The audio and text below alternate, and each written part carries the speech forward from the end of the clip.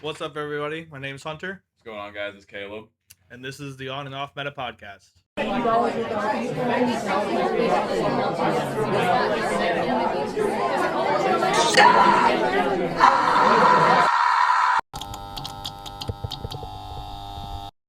little MIA, Yeah, but yeah, definitely.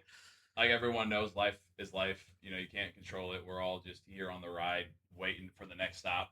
Dude, and like the amount of life things that have been hitting and the amount of card shows that I've been doing this month is going to be absurd. Absolutely insane. Yeah, we're gonna try to get as much content out on the channel as possible, even if it's not going to be the podcast videos that you guys are getting right now. It'll be like either like a leader showcase or maybe we've been trying. I want to try to get somebody to come with us to a show just to record for like half the show, like take little bits here and there, so that we can post an actual like show vlog.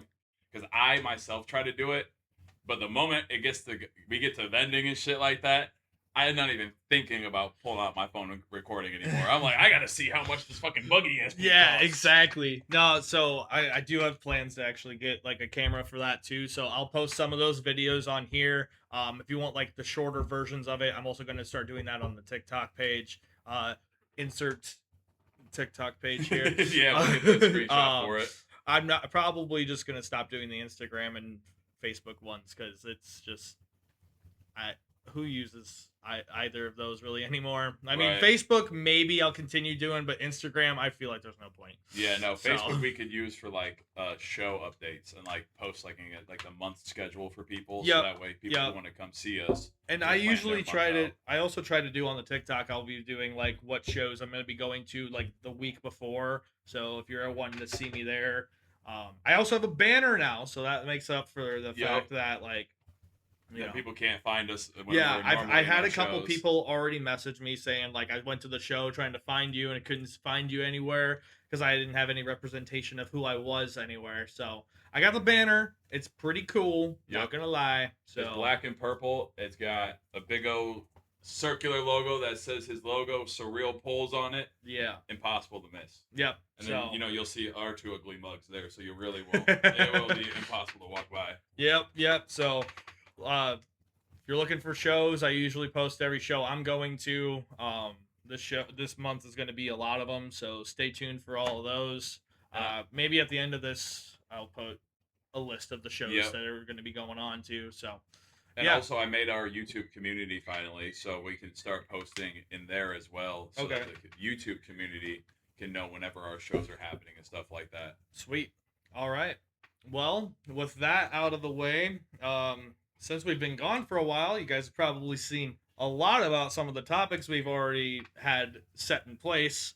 However, still gonna do it. Yeah, we're still gonna talk about it. Yeah, dude, like, what kind of channel will we be if we didn't? So what if we're like only 2 weeks away from a pre-release and 3 weeks away from the actual release? Right. Still gotta talk about it. Hey, and you know what? This is YouTube. The whole goal of YouTube is to beat the same horse dead until it decays. So you know what? Don't be judging. Yep. So the first thing we were wanting to talk about was going to be like the op17 leaders. Yep. Like we got purple Kaido, green Shanks, yellow Linlin, black Luffy, and now finally after months of teasing us and making us believe this, that, and the third, we get our final blue leader, Rox D. Zabek. And between you and me, I think Bandai fumbled. I think they fumbled under pressure by the community. Huge. It's an oops, no counter deck. They were like, oh my god, the whole community won't shut up. They need Rox. They want this leader to be Rox. We had plans for like Gunko or fucking Shamrock, but ain't no one asking for them. They all, shit, he was supposed to come out until OP20. Yeah. You know, and like that was my initial take when I saw the reveal of him. I was just like, oh, okay.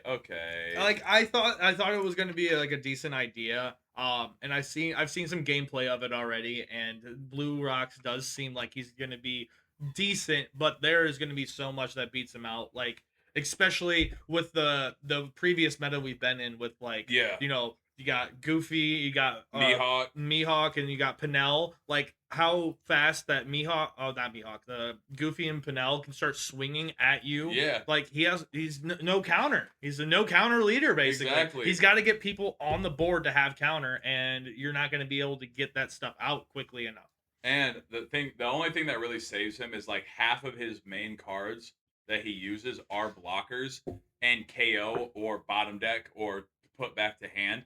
So yeah, I have been on the sim for like the last like month with the op17 cards, and then for the last like 3 days with the Rocks cards. Rocks is the most annoying deck in the world to play against unless you're green. Rest freeze.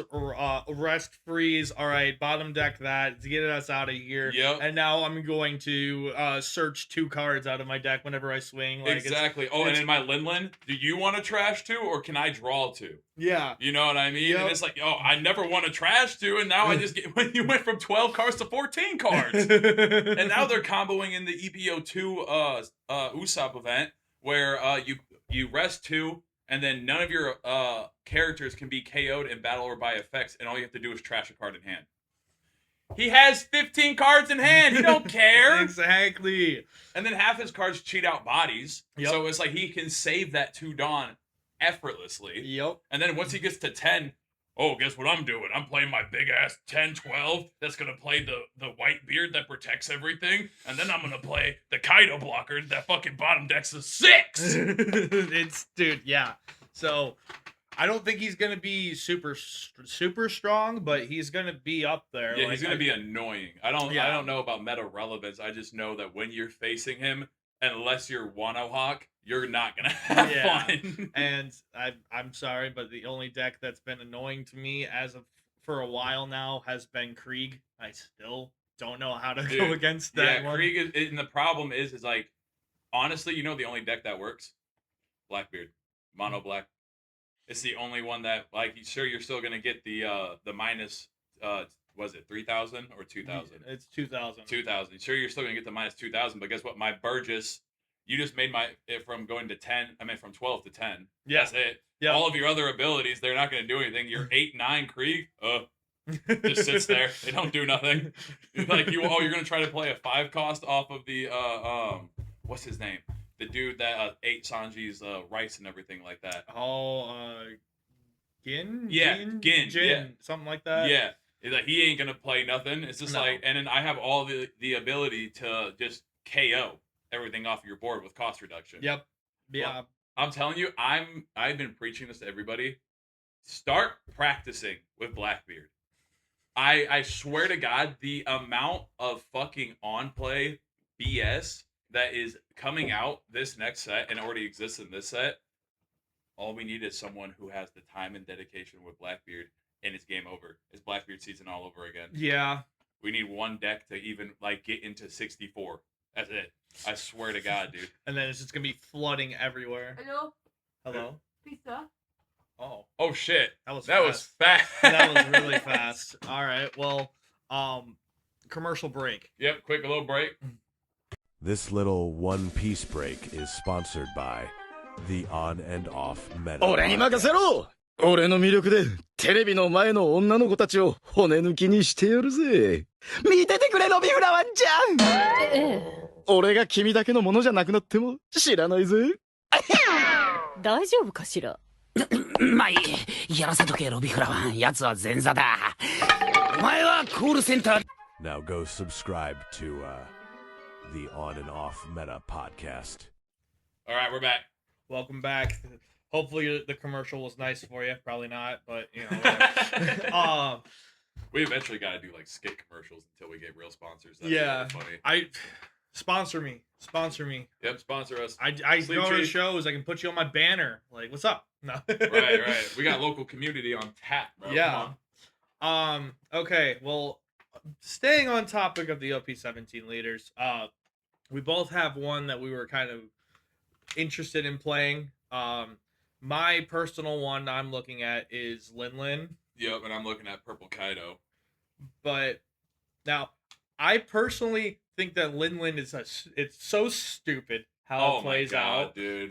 It's gonna be gross because you're gonna be able to heal every turn basically, unless you're against rocks, Yep. and that's the only time that it won't matter. I think her biggest counter is gonna be red, for sure. Like being able to just like speed, like 'cause how I playing against her in this sim, I have not beat her yet, but I can see how you have to do it, and it's you just have to like every time you're playing a body, you're either removing a body or making sure a life is gone, and then eventually, when you have more swings than the Linlin does, you could start taking more lives out in a single turn. Even if she's healing one, you're taking 3 every turn because the Lin is going to trash a card to heal. The thing is you're not getting rid of the board because everything in that life is going to trigger, play this card, trigger, play this card, trigger, search top 5, trigger, play this card. Guess what? She ain't never run into Black Marshall Teach. Oh my god, I'll tell you what, I'm going to post a compilation of it, of the amount of DCs after turn 2. Yeah, because I always let everyone, it's usually, no, turn 3, after turn 3, because turn 1 and 2, if I know you don't have a crazy 4 drop that you normally run, or I know it's just not in your hand somehow, I'll let you go on turn 2. Like, I don't care, whatever. Yeah. Play your second body. Turn 3, you ain't playing shit with an ability for the rest of the fucking game. And I have so many screenshots and like a potential, like I was trying to record gameplay of people just DCing after I turn the shit off because so many people are new to the game. They've never even thought about or playing against it, and all the people who know how to play didn't tech shit because they were like, "Oh fuck, the off-screen fruit man is here." But I think Linlin is going to be diabolical in this meta because really the only way that I've seen people win is letting her deck out. I could see that. Just like trying to survive as much as humanly fucking possible. Yep, because she's got 14 life, like, and maybe 10 of those are bodies that can be played on board. And then she just needs her 1 10-drop Linlin to make all of those 4s into 8s. Yeah, and like, oh, it's gross. Like I've been playing it a lot recently. Something I've been thinking about teching into it too is I think it's op10 or I can't remember which set it's from, but it's that 3-cost 4,000 power Bonnie. op7. 07 is where they came out. I have a full playset. Okay, op7. I know you're talking about. You add a Dawn, and then like every turn, if your opponent like takes a life or something, you draw 2. And here's the thing.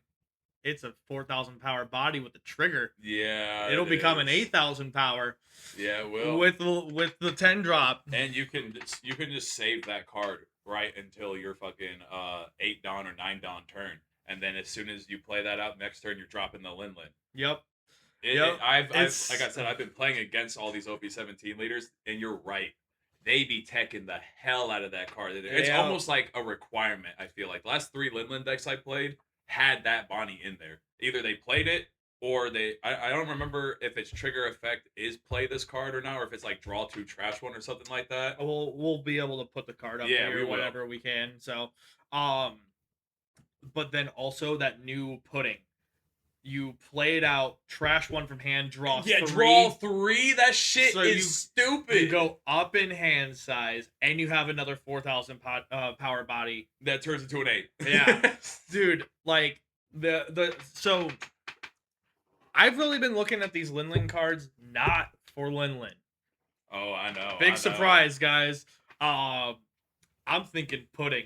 Pudding's crazy. I think Purple Yellow Pudding is getting a bit of a comeback with this new stuff from the starter deck. Yep. For Katakuri and like, that's that 5/7 Katakuri being able to restand Dawn, and then if you kill it, it just plays the blocker out for free. Yeah. And so I've been testing that, and I have yet to lose. Like I went against like Zoros, I went against Mihawks, like. Yeah. Do you run the It's to Die For? No. Really? I don't run any events in that deck at all. Seriously, there's enough ramp to where you don't need any of the ramp events? Yeah, because every body, like I get to heal basically every turn. So if I take 1 life, or if I take the 2 life, I can heal, and then use leader ability again, ramp up again, and now I'm 2 down ahead, so I'm a curve in front of them. True. So like, true. yeah, I think Pudding is gonna be Pudding coming back for a little bit. Yeah, the only reason why she dropped was because she lost her powerful 10 drop. You know what I mean? And this 10 drop is so much better. Yeah, she has 2 10 drops she can use. Yeah, She can either turn all of her 4Ks into 8s, or the other one is like base power to 0. Yeah, base power to 0, and you heal one, and then doesn't your opponent take a life too? So you either get to choose, you heal one or they take one. Yeah. So like you're already up on life. Yep. You're yellow purple pudding. Yep. So the big thing that I've noticed, like with when you're actually playing it in Linlin, you never want them to heal. Like you never want to actually heal because you're healing so much with the leader ability already. Yeah. So it's a free. You take a life, and now I have all these 8,000 power swings plus my leader ability to heal. Exactly. Like it's a tanky. Dude, I think we're getting into a real tanky meta, especially like with. I know this is not op17, but the red green Luffy. How much popularity that stupid deck has gotten. Dude, since we got the stage and the starter deck support, the 7 drop. The 7 drop is gross, first of all. Oh my god, I know. Like I know. that 7 drop is it's disgusting. like minus what? 5,000, 4,000 or something like that. It's minus 1,000 for each Straw Hat card on the field. Yeah, which includes your leader and the stage.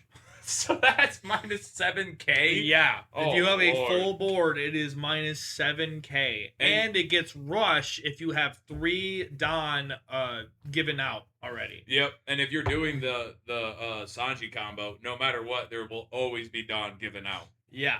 Dude, that Sanji combo, I want to run into the people that told me that combo wasn't good, that it wasn't going to be good. It's too many cards out of hand. It literally revived Sabo. It did. The combo literally revived Sabo. And, you know, I was sitting there thinking, like, why don't we have a red-black Straw Hat leader? And now I'm very thankful we don't. Yeah. Like, I couldn't imagine what we would be looking at right now if we had a red-black Luffy, like red-black Luffy or red-black, like, Frankie or something like that. Yeah, or a red-black Zoro. That would even make sense. Yeah. What I've noticed, because I was a crazy bastard when I first started playing this game, and I was playing ST14 Luffy. Yeah. Red Black Sabo from OP13 is just a significantly better version of the ST14 Luffy. It's essentially the same effect. As soon as both of them get an 8 cost on the field, it's plus 1,000. Except one gives it not just to the leader, but to the entire board. Yep. You know what I mean? Yep. And I've even like started building the Strabo shit on the sim, but still teching in a couple of the old starter deck cards, like the 5/6 Papa 5 Sanji. I think it's like as long as you have an 8 cost on the board. Mm-hmm. It's so you play the pirate docking on 6, and then your opponent plays something big. Oh, that's fine. I also have the 6/7 Nico Robin when attacking it minuses 5. So no matter what you're playing on the board, unless you're green, I'm KOing it. That bastard is gone. Yeah. So, back on topic. On topic. Linlin looks really good. Yep. I'm gonna have a lot of fun. Y'all are gonna hate me at locals. So you just gotta deal with it, dude. I was a yellow player when I first started. So like, of course I'm gonna continue playing yellow. Yep. Like, I am actually branching completely out of my colorway. That I'm normally like everyone at locals knows I'd be playing red blue like crazy or black like crazy. I'm trying purple Kaido because it has that's minus 2,000 on an attack and on your opponent's attack. Being able to do that twice, and already like I know everyone at first was kind of like, oh, Kaido looks bad because how the hell are we supposed to ramp all that Dawn back? We don't have Onigashima anymore. mm-hmm. Now, damn near every card Kaido plays out after your second Dawn, third Dawn turn is ramping you Dawn. And then some of them even work like, I think it's a King card that works the same thing like the new starter deck, Charlotte Katakuri. And on top of that, you can't get rid of it. Yeah. You know what I mean? Mm-hmm. And then there's the, I can't remember what their card is called. It's the parallel to the Sweet Commanders where you can. The lead performers. Yeah, lead performers. That's what it's called. That card's crazy. Yep. That card's nuts. Saving that for a turn to then swing with it and then bring out one of my king, queens, or why do I always forget his name? Jack. Yep. Jack's. And the new king card is crazy. The Kaido 10 drops are absolutely bonkers. Yep. And I've been I teched in 4 of the Mamaragans. I mean, it's a purple deck. It's purple staple purple. at this point. And the fact that my leader ability has a built-in minus 2,000, so any 7k body on the field, oh, you want your smoker Mihawk to survive so you can banish swing me? Guess what? Lead attack minus 2k. Rest it. Oh, also, I've been thinking about taking in that freeze event from Enel just to prevent cards from swinging into me with banish and other nasty little abilities. Oh, dude, yeah. Also, talking about the Kaido cards, but in a different leader, UP Luffy has gotten a crazy resurgence because of these Kaido cards. Yeah, because the UP Luffy was already running Big Mom stuff until they banned that from being played in it. Now we got like you bunch of 9-drops. You Sanji into lead performers into any of your 3 generals, dude. It's so crazy. Yeah. And the ramping that UP Luffy already has built into him. You're doing that shit before your opponent even drops an 8 cost on the field. Yep. I faced it on the sim and I was just like, oh my god. If this deck wasn't one of the most expensive decks, still I'd be playing it. I think UP Luffy is still not going to be too crazy yet. No. However, we will see a resurgence of it. Yep. And it is going to probably be like one of those rogue decks you see every now and then. Okay, so I want to start doing too whenever we talk about leaders. Right now, for example, UP Luffy. Yeah. On a scale of 1 to 10, 1 being the worst, 10 being the best, where do you think UP Luffy would fall in terms of like being able to, like 10 actually being like winning a regional and 1 being not even winning a locals? So, what block is Sanji? He's infinite now because they gave him a manga. Oh yeah. Okay. Yeah, I want to put him on like 7. Okay, like, 7 being like he could probably top in a regional. I think that can top in a regional. Like because one of the most slept on cards now, but was a diabolical thing back in the day. Gum Gum Giant is accessible to that still. Yep. And with all the huge body swings, that card becomes even more valuable than it already has in the past. And 8 cost Roger, you still can play that. Yep. You're still being an 8k swinger, and then you have Galdino in the deck. You're freezing everything. Yeah, I didn't even think about that one, dude. That's so gross. Yeah, exactly. Oh, man. And they still. I've seen decks like the last deck I just played against a UP Luffy. They still tech in Boa. The 6/8 from OPO 7 or something like that. Yeah, dude. Oh. And that still stings on Mihawk because now they have to waste more of their 2Ks or more of their searchers to make sure they still have two restable characters for Will You Be My Samurai? Yep. Which I didn't think anything about it at first when Bandai first said that all these events, these 1-cost events and 1-cost characters were gonna like be okay during the first rotation. Now I'm like, why? Like, we should have said, no, all cards go, bro. If we're going to say, oh, these cards go, then these cards go. Mm-hmm. I never thought I would have to actually worry about Will You Be My Samurai or seeing a Mihawk deck with 18 cards in hand. Yeah, no, that part, yeah. No, like, that they should have went. They should have gone. We shouldn't have any block 1 stuff anymore. Get it all out of here. And with the new Shanks deck, I thought the new Shanks deck was going to be a lot more popular. Like, deadass, after the announcement of, like, the full card list for it, I only saw it for, like, maybe half a week on the sim. Green Shanks? Yeah. Yeah. Everyone just said, screw it, I'm going to Mihawk. Yeah, no, because, like, Shanks, when we first saw him, we were like, holy shit, he's going to be the most overpowered leader that we have ever seen. Getting to freeze whatever's rested. Actually seeing it play out now, it's decent. Slow. It's decently easy to beat. Yeah, it's really slow. It's essentially like how we all been saying. It really is the new powered crap Bonnie. Yeah, like, it just has a better ability, but still the same essential play style. Like, I get to play 1 or 2 bodies a turn. It's just not as good. Yeah, like, it's not. I thought it was going to be super meta relevant. I want to put it in like the lower half of like the leaders that we're getting. Yeah, like I want to say it's like third or fourth, somewhere around there, meta wise, out Yeah. of these five, like five Yep, leaders. 5. Yeah, 5 leaders that we're getting. Yeah, because we know that like if we were to judge all 5, Rocks is definitely going to be number 1, at least based off of just representation alone. Yeah, He's a brand new. He has like a brand new quote unquote mechanic / play style that the card game's never seen before. Yep. It's a brand new character Yep. that no one's ever seen before, unless you're a manga head. Oh, You know what they I mean? talked about Rocks in the anime. Well, yeah, but we didn't okay. see him. We didn't know like what his You- full face was. You know that of his existence. Yes, we knew of his existence. It's just like it was just crazy that they were just like, yeah, here's his like with Emu. They could have pulled this. They could have pulled the same leader effect like they did with Emu. You know what I mean? Yeah. Give us just a silhouette of who the character was. They could have used the anime silhouette of Mhm. Rocks, and They then could when have. They brought him into the anime. Bam! Next leader, like how me and a lot of people theorize that we're gonna get another Emu leader, but it won't be mono black. It'll be like black something else, and it will be his form when he enters Elbath. Okay. Yeah. Yeah, I could see that. I could definitely see that. But after Rocks, I feel like it's gonna be Linlin for sure, just for the pure tank ability that deck has. Dude, it's like every character I play out says Rets 2 Dawn, gain a life, bro. Yep. Everything has a trigger except for the 10 Mom, and the 10 Yep. Mom's super easy to find with all the draw and all the cert. Yeah. Like, I'm gonna be set, dude. Like, Could you imagine with Parasparrow, is it rotated out?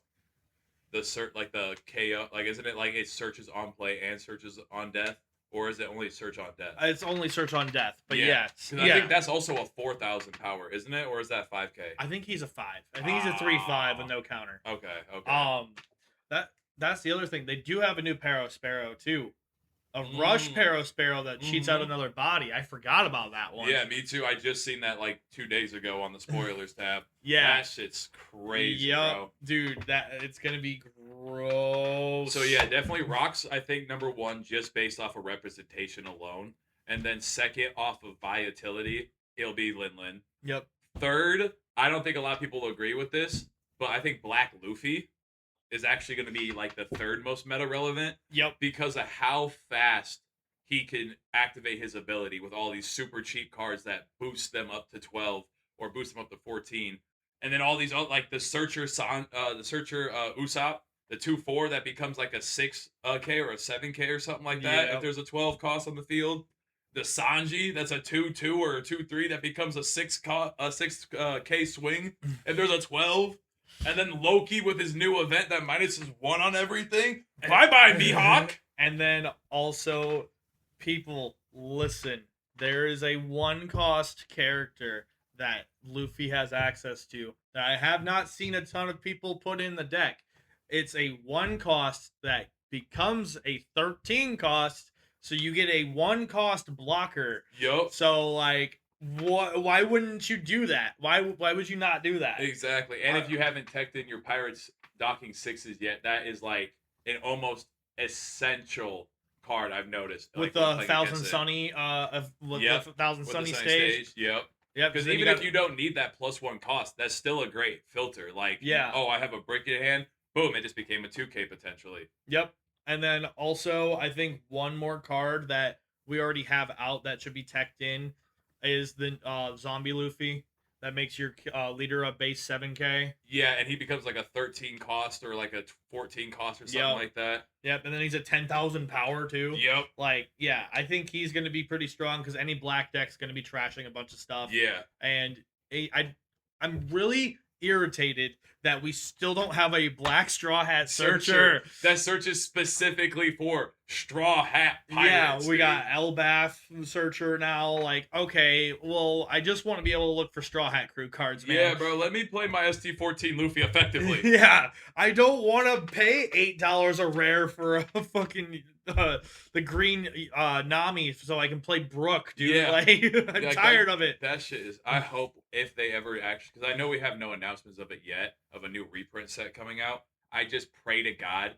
My theory is that they're holding off. Is like they know they're releasing a bunch of heavy hitting cards right now, and so I feel like if they were to release, like, let's say they tried to release a reprint set before OP17, Then all these OP17 cards come out. They are astronomically off the roof, and now everyone can only afford the old shit and none of the new shit. So I think they're gonna wait until like maybe in between 19 and 20 sets to like put in a new PRB set. Because honestly, the first one did feel a little early. Like it was very much needed. Yes. But there were still like a lot of cards that were in that set that no one really asked for a reprint of. But they didn't have much of a card pool to pull from. You know what I mean? Yeah. Same with the second set.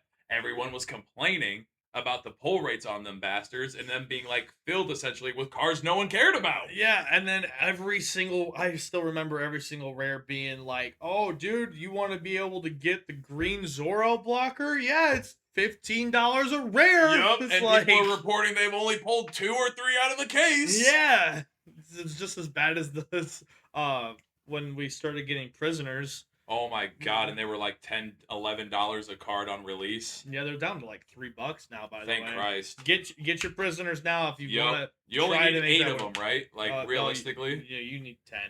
10? Yeah, I think you need 10. For Goofy Luffy, there isn't any of other valuable 2Ks you could run instead. I mean, unless you want to tech in the Jinbei 2 cost 2K, that comes at like a 5,000. Okay, okay. It's. I say I'm not a Goofy Luffy player, so I have no idea. I'm pretty sure my list has 9 currently with 1 Jinbei in it because I was missing my prisoner, but the starter decks got me my last one. So I was not paying for it. This man pulled the Goofy Luffy starter deck a pack, bro. Dude, a yeah. Galdino and a prisoners. I've never seen it before like that, but you know what? Without getting an alt art in any of those, that's probably the best pack you could get. Yeah. Like, and then I think so. Back to the ranking list. I think after Luffy. Oh, last Luffy card to tech in is the starter deck Rush. If you have like a 10 cost, it's an 8-10, and if you have a 10 cost on the field, it gains Rush. That's its only ability. oh, okay. But it's still like a sleeper end game, like to finish games out with your opponent, especially if like it doesn't become super popularized and only the people who watch our podcast do it. Yeah. You're going to completely like surprise everybody. Everyone's gonna think, oh, they have no way of finishing the game. I just counter out of all of their swings. I have 1 card in hand, no life. I win next turn. wait. Why do they still have 8 Dawn up? wait. Boom! There's a 10 cost in the field. This 8-10 gets rushed. What the fuck? And everything is plus 12 cost, man. Yep, exactly. I faced against that like a week ago, and they teched that card in there. And I was playing against Marco. I was in that mindset. I had 3 cards in hand. 2 out of the 3 were bricks. And I was just like, yeah, no matter what they do, I win. Like, I'm chilling. Oh, yeah. No. Sir, here's a 10 to the face. So, yeah, tech that in. But back to the rankings. I think after that, it will be, believe it or not, Whitebeard over Shanks. I could see Whitebeard over Shanks. But I don't see Whitebeard over Kaido. Oh, I forgot about Kaido. Yeah. I forgot about Kaido. Kaido after Luffy, and then Whitebeard, and then end it with Shanks. Because the Whitebeard shit is crazy. It is, but I think it's more that these, like a lot of the Whitebeard cards are going to be used for Red Ace. Yep. And I'm going to build Red Ace. It's going to be my first ever Red deck I play. Oh, this way, once you start playing Red, it's really hard to get off of Red because you're going to be like, wait, why do none of my cards rush? No, don't worry, dude. I'll just go to Purple Black Luffy again, and then I'll get Rush out of trash. Every card you play, it gets Rush at that point. Your damn $200, $300 card fucking wedding Nami. Oh, I got rid of it. Good. I know I talked about it in the podcast last time, saying I was going to keep playing it. I lied. Hey, when money, and listen, bro, I tell this to everyone at our card shows, money now is always better than money maybe never. Yep. You know what I mean? It's like, yeah, you can hold this $300 card for an extra year, but like, when it comes to like, just like you told me, regular alt arts, you want to get rid of them bitches at the moment of their highs and just pick them back up once they're reaching their like. Yeah, because they're like at 180 now, and I got mine gone at like 250. Yeah, and people were even getting rid of theirs for like close to 400 before that recent drop, dude. Yep. Like, absolutely bonkers. Like that Whitebeard I got off of you. That was 50. Now it's fucking like I think 25, 30. But but it's understandable because Nami is the only reason why that card, which pisses me off, is the only reason why that card has any value right now. I just think I think there needs to be another new, that's might sound crazy, but we need a new purple-blue deck. Need a new purple-blue deck that isn't Straw Hat related.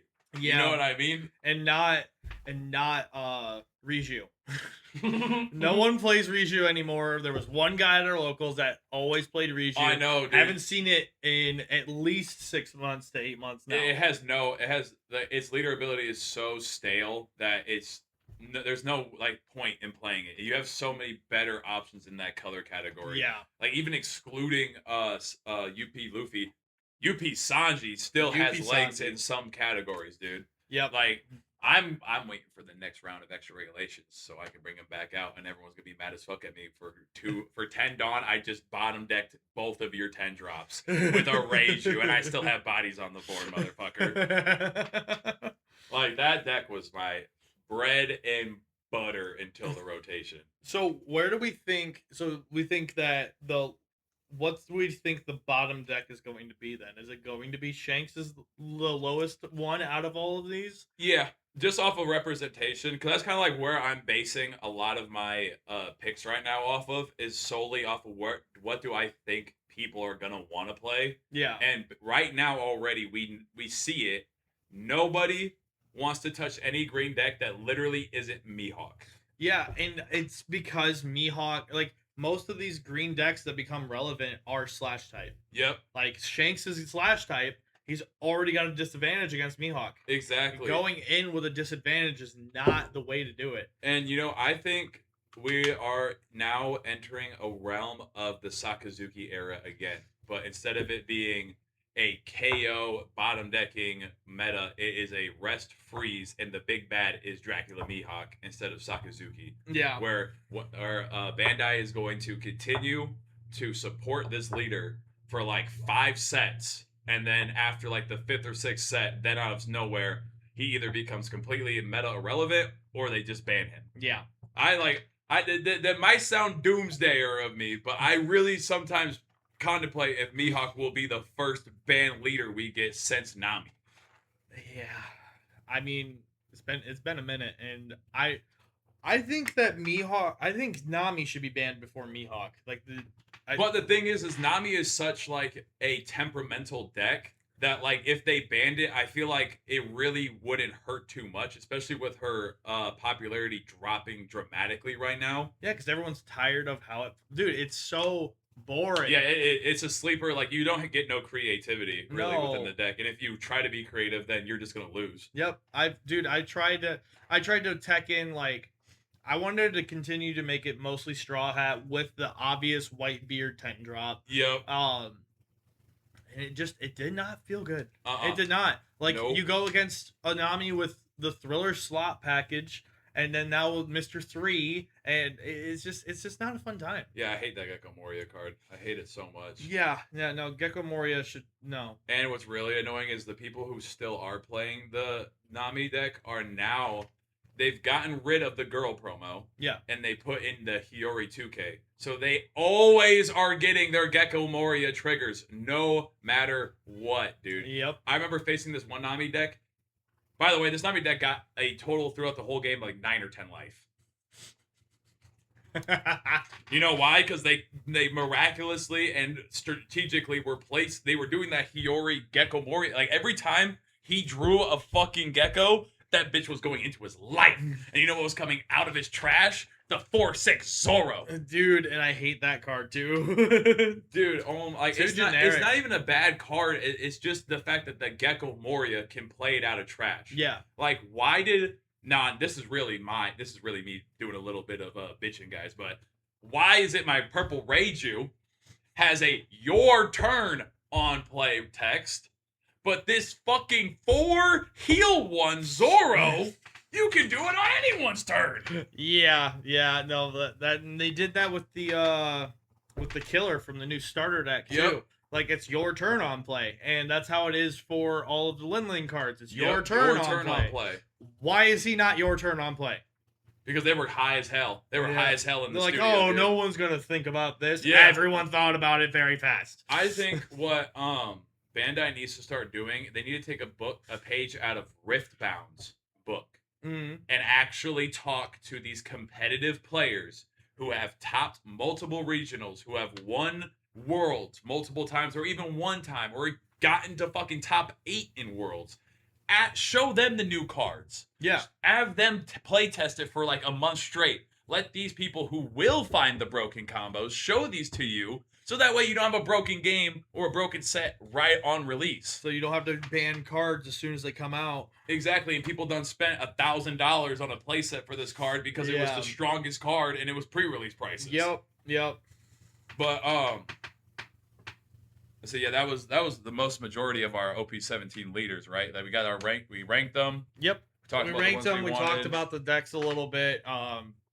And the other thing that I was looking at here is, have we heard anything else about EBO5? No, other than that, just that one recent leak that it's gonna be the next heroine set. Okay. Yeah, I don't think I know we now got more information about OP18. We did get a lot of information about OP18. Like right before coming over here, I saw a thing from that dude named like Grail Master, or the dude who predicted the last 3 mangas. Yeah. He's saying that OP18 is where we're finally gonna get our Nico Robin manga. Yes, and on top of all of that, there is rumors from the same guy that it's going to be collabed with Final Fantasy. And what are we doing, bro? The money. Look at the lights are starting to get a little too bright over at Bandai. I swear to God. Like, Dude, yeah. I would be okay with so many other collabs.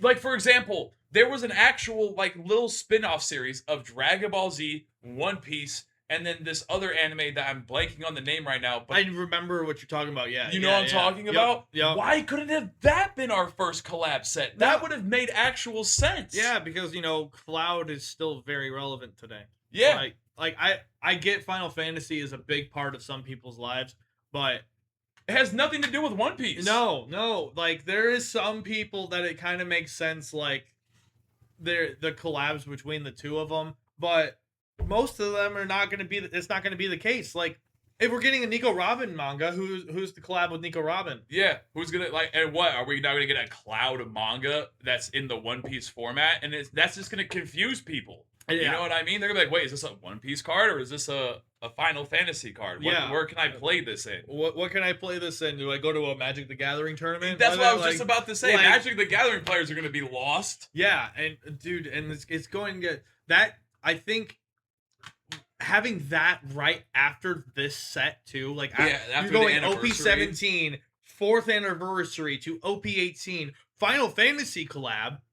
Like, we're not Fortnite, guys. No, we're not Fortnite. And the players, I think players are going to get really upset about this. Too. Oh yeah, like because it's going to be a scalped out set more than any other set that's ever existed. Yeah, because it's going to be it's going to be a first of everything. It's going to be a first time where we're going to get our everyone thinks this will be the Frankie Leader set. This is going to be supposedly the Nico Robin manga. Yeah, and now the first collab. Like there's so many firsts that are going to be tied to this set. No player is going to be able to touch it unless they go to pre-release. Exactly. And who knows? Who knows with how fucking OP17's pre-release signups were? Shit. Yeah, we're gonna take a second to talk about that before we get into more of this stuff here. I know every single one of you had to issues, deal with that had shit. so many issues with that. And if you didn't, why didn't you go buy a lottery ticket? Yeah, you would have. You'd be mega millions right now, dude. Like, Because I swear, the people that didn't have troubles versus the people that did have troubles. now I will say when I did it, I had some trouble getting in, but I got into 3 pre-releases, and then 5 seconds later, it signed everyone out. Yup. I will tell you right now, I was so stressed. I know you were. I know you were. Dude, I was on the rooftop like, Bandai! Please! Dude, like texting this man, calling this man, like, they're not letting me in. I can't do it. I quit, bro. I'm done with the TCG. I'm just gonna do the podcast, man. And then I get on our Discord and everyone's like, so anyone else getting this error? And I'm like, okay, it's not me. And then, our locals, 44 out of 64 already. I'm too tired for this, man. I just got off a 12-hour shift. Honey, wake me up if Hunter calls me, man. I'm sitting there, like I had to, once we got all logged back in, I'm sitting there like, all right, did I get into this one? Yes, I did. Okay. Now I can make sure that other people are able to get through to this. And I'm texting you like, dude, you gotta wake up. Yep. Like, I'm calling you. Nothing's going through. I'm pretty sure I woke up.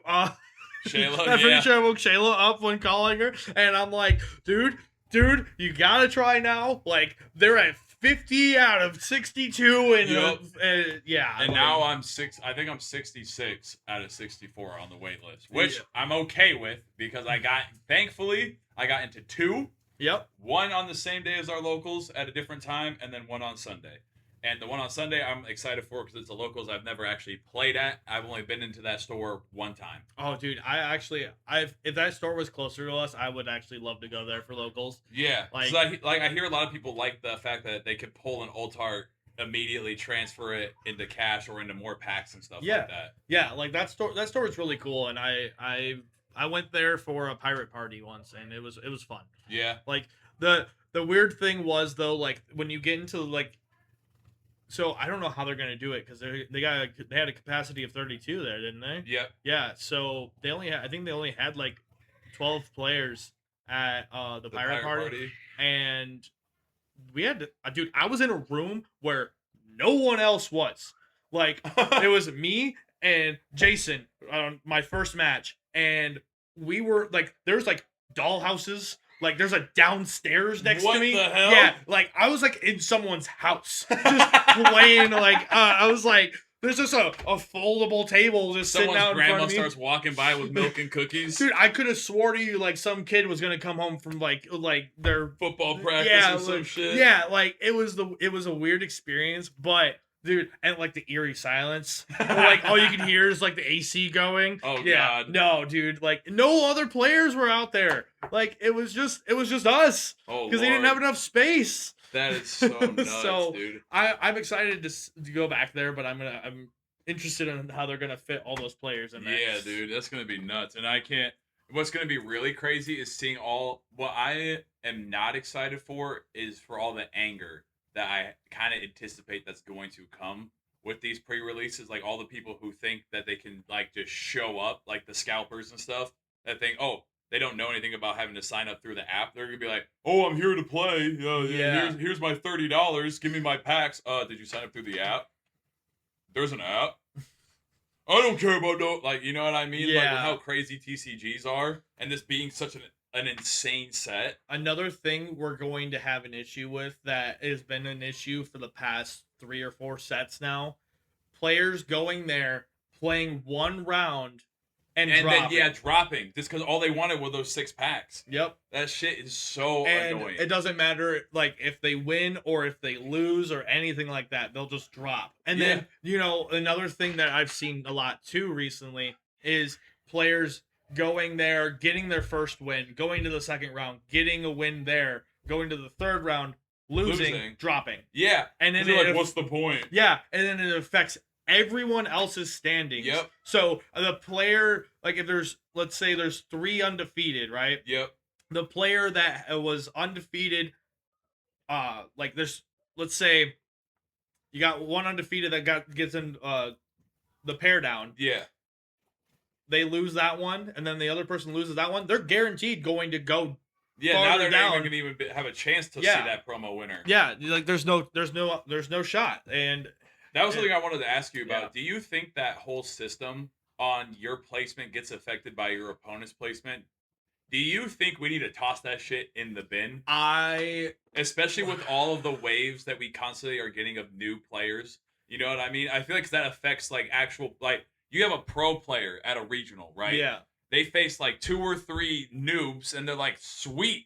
And now I just got to get like 5 more, 6 more, and I'm secured for top 32. Yeah. Oh, well, little Jimmy, little fucking Timmy just lost every single round after you. They may be tied at one of them, you know what I mean? And then you get bubbled out like 33 or something like that. Yep. Yeah. And it's just like I I would don't- know. I hate I it. haven't played a regional yet, but I know for a fact that if I had to experience that shit, that would damn near demotivate the living hell out Dude, of me. so what really upset me was that I did like one of the treasure cups at Rivals. Yep. And I went against the guy who won. Yeah. I won every single other one, got to him and lost. And I got 4th place. There must have been more people above you than that got like undefeated then or some shit. No, he was Same? he was the only undefeated, and because of me losing that round and the people below me losing a round before as well, you got bubbled out. I got bubbled out. Yeah, no, that shit is so like I don't. Maybe it's just because we're so like still fresh to like TCGs and like the more tournament side of this. But like in the comments, explain to us if we're tweaking and like it does make sense, we just don't understand it, or if you think we're cooking and they need to completely change out this whole. Because I get there's gonna be a lot of people that get the same placement, but like, why is it? I beat the guy. Yeah. I beat somebody. I shouldn't get punished for them losing. Like, exactly. Like, and then like if you have so like, and here's the deal: what if we end up with 6 undefeated? Guess what? That's 3 more rounds you just run. Screw it. Yeah. And if there was a tie at the end, we already have rules to decide ties. Yeah. You know what I mean? So Yeah. this whole bubbling out shit, it's so dumb because like good players get punished for new players or just straight up bad players. Yep. And that's what's going to happen at the pre-release too. There's like you just said, there's going to be people who instant leave after they receive. I heard it was either during 14 or 15's pre-release at Rivals. 2 people got their 6 packs and didn't even open them. They just got up and dipped. Wow, I didn't see that. No, but Dude, I'd believe it. There was a lot of people there. Imagine Wow. being the guy. Imagine being one of those people that were just sitting with them, conversating amongst everybody. Like, I can't wait to do. As soon as the packs get brought out, like, what are we doing? Like, dude, there has to be. Bandai just needs to be more in tune with their app and also with allowing people to participate in shit. Like, to be able to fully block out these scalper players. There should be a way where they're able to, like, let's say, like, for me, for instance, like, I go to fantasy basically every week, every other week, something like that. Depends on what the shows look like, right? Exactly. But I'm going consistently. They can see that. Yep. You know? And then you have somebody that comes in and they're like, oh yeah, this is my 2nd ever tournament that I've played. And their first tournament was the pre-release beforehand. They've never played at another locals ever. Yeah, and their account's only 2 or 3 weeks old, 4 weeks old. Yeah. Like, no. Exactly. You should have like a limit on, like, you have to do this amount of games. Yeah, to be able to participate in higher level tournaments. Yeah, like, because if not, like, look what happened with the Flame Fruit shit. How many of those 5,000 people do you legitimately believe are full-hearted players? Did you see that the Oklahoma regionals had 200 out of 400 of the waitlist people be able to get in because of how many people didn't show up? That's insane. So do you think they'll create like an in-person waitlist line then for like in fear of the Flame Fruit possibly happening like that? Because I'm hearing there's like a lot of like back behind the scenes shit Bandai's trying to do right now with the immediate sellout of 5,000 fucking tickets. Like, it was like an email or a tweet or something they posted out. I'll try to find it so we can show it to the podcast. Yes, I definitely need to see it because I haven't heard anything about it. Yeah, but it was something under the lines of like there was like some suspicious account activities on certain accounts that they've already found through their audit of the event. So that was basically like that's like the dummied version of everything that was said. They didn't completely come out and say anything was botted or anything scalped or anything like that. They just said we know it was though. Yeah, we know. They know it was too. They just don't want to say it yet. You know what I mean? I think what we're gonna see there is a lot of round 1 drops as well. Yep. They're gonna go through round 1, lose because they don't know how to play, Yep. and they're gonna insta drop Yep. and go get all of their boxes, merch. all the merch, all the boxes, all of anything that they can, Yeah. and go home. And like I can understand, maybe not giving the general admission people like the okay to go buy stuff, but why can't there still just be a general admission? Yeah, Let us play something. Let us at least see the venue. have or, side like, events, Yeah. like something at least. But yeah, no, Dude, that still irritates me to this day too. How quickly that sold out. I didn't even have the opportunity to click the button Right. before it was gone, dude. And because of all these scalpers and shit, dude, and people that are just like trying to just buy shit to leave it sealed in their fucking mom's closet, our locals gets affected by that. We went from a 32 player local every fucking week down to 24. We lost 8 people because allocation is so atrocious that our game store is like, we literally can only hold a booster box a week. Yep.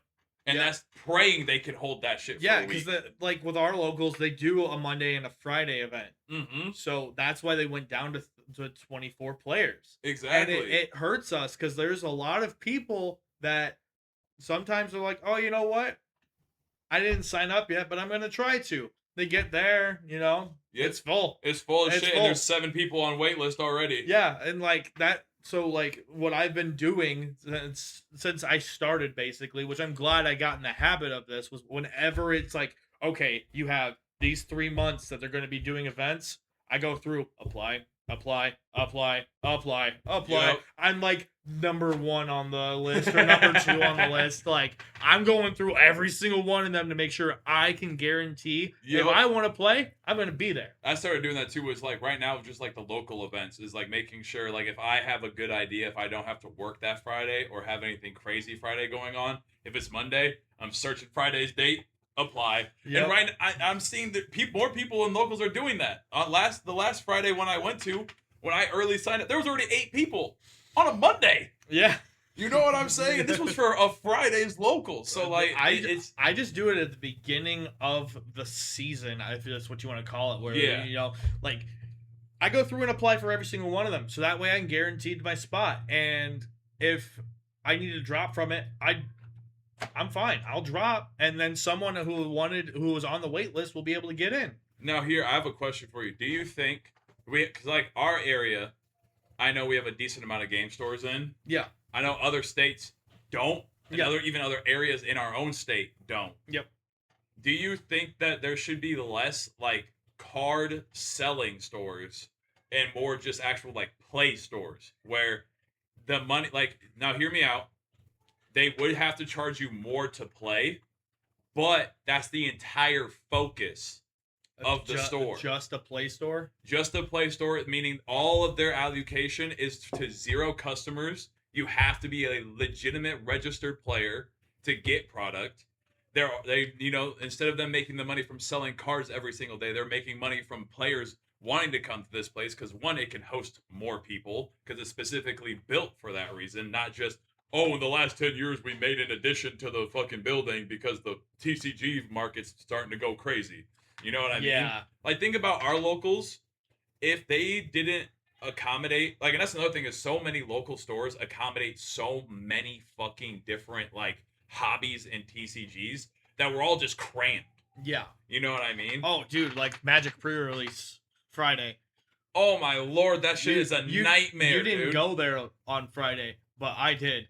I've been to those to like play on Fridays, and then they've had their Magic pre-releases. Dude, I'm glad that the owner actually came up to us the last Magic pre-release and was like, "Do you guys want me to just cancel the event for Friday whenever we have the Magic pre-release?" And all of us were like, "No, but we would like a heads up just in case." Yeah. Like, or give us an hour earlier. Like when that happens. Yeah, but if they do that, then I can't go. Oh shit. That's the issue. That's the issue. Like I was talking to him like, Friday's really the only day that I can go. Yeah. So if you guys took that away because of some people that crawled out of their dungeons, sorry, Magic players, y'all know you stink. Yeah, y'all Man, that shit is the fucking SpongeBob sound effect to the core. You know, there's a shower. They made it, and like I don't remember Bro. what year they made it, but they've been bathing in lakes. Bathe in a Shit. lake at least. Man, Something. a garden hose, even. Something. Oh, like anyway. I like some people just don't want to go because of the smell in the building when Magic players come out. And dude. honestly, the One Piece pre-releases are starting to get that fucking way too. When I went to the just to do some deals for OP 16s, I'm wading through this crowd like, holy shit, dude. So like that's another thing too. Is like if the store is smelling bad, dude. And the reason why it smells there. like the reason why these stores smell bad too is because they're tiny. Yep. I mean, like I know I'm solely speaking of like our area. I know like if you go to like LA or fucking Florida or whatever. Yeah, well, there's 64 capacity for locals. Yeah, like, you know what I mean. It's just like I just feel like it's a little side tangent. We need more playable, like just more player focused, hobby focused stores instead of just them throwing us a bone essentially. Like, yeah, we'll have you here because it's just an extra like profit on top of us selling you the product. Yeah, yeah. I think I want to know how it would go down business wise because it would seem like a harder thing to but I feel like accommodate. You would like that's the thing is like all like where you wouldn't have this money to sell the cards, like where you would be spending the money to sell cards and buy more cards, you could do like food, or like I said, just invest in bigger spacing. You know what I mean? Yeah. Or like even say fuck it, let's have 3 sections so that way we can run Naruto in the future, One Piece, and Magic the Gathering because we all know that's gonna be the big fucking 3 eventually, guys. Like let's not pretend. Let's not pretend. Yeah. It's funny you actually mentioned Naruto because one of my next topics was how do we think the Naruto TCG is going to affect One Piece? I don't think it will. I think for the first 4 months of the Naruto release, we will see a decrease in players. But that's every TCG ever in the history of ever. The moment a new TCG comes out, all TCGs suffer a major player loss because everyone wants to try a shiny thing. You're telling me right now the reason why the market's dropping on One Piece is because the Power World TCG just came out? I don't mean the market. I mean the player base, people. I haven't lost any of the player base to Pal World yet. Come on. Well, listen, man. Well, when they maybe learn how to spell Pal World, they might get some players, okay? The box I have sitting out there says Pal Word, dude. Yep. Like, I love Pal World to death. And you just saying that you open that shit out there is going to trigger so many people. Yes, let it, because guess what? I'm a player first. Dude, I'm seeing so many posts. I'm like, hold, it's an error first edition. Hold. Big whoop, dude. It's Pal fucking World. We don't even know if this game's going to exist in 2 years, bro. Yeah, dude, when you got, like, the game is so fast, too. Yep. 15 to 20 minute matches. But no, okay. Naruto.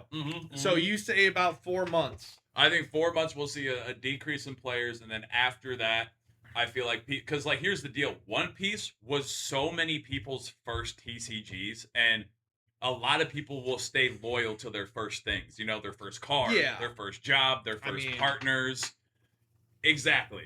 You can't see it on camera that it's the Luffy we have out every single time. I'll edit in a nice little picture of it, but like you know what I mean, like. But yeah, I get it to a point, but I think this Naruto TCG is going to take from every pool of TCG. Exactly. Like, I know, like... Yu-Gi-Oh's done. Yeah. From what I've heard, a bunch of Yu-Gi-Oh! Players have been saying that this Naruto TCG fixes everything that they wanted in Yu-Gi-Oh! Fixed.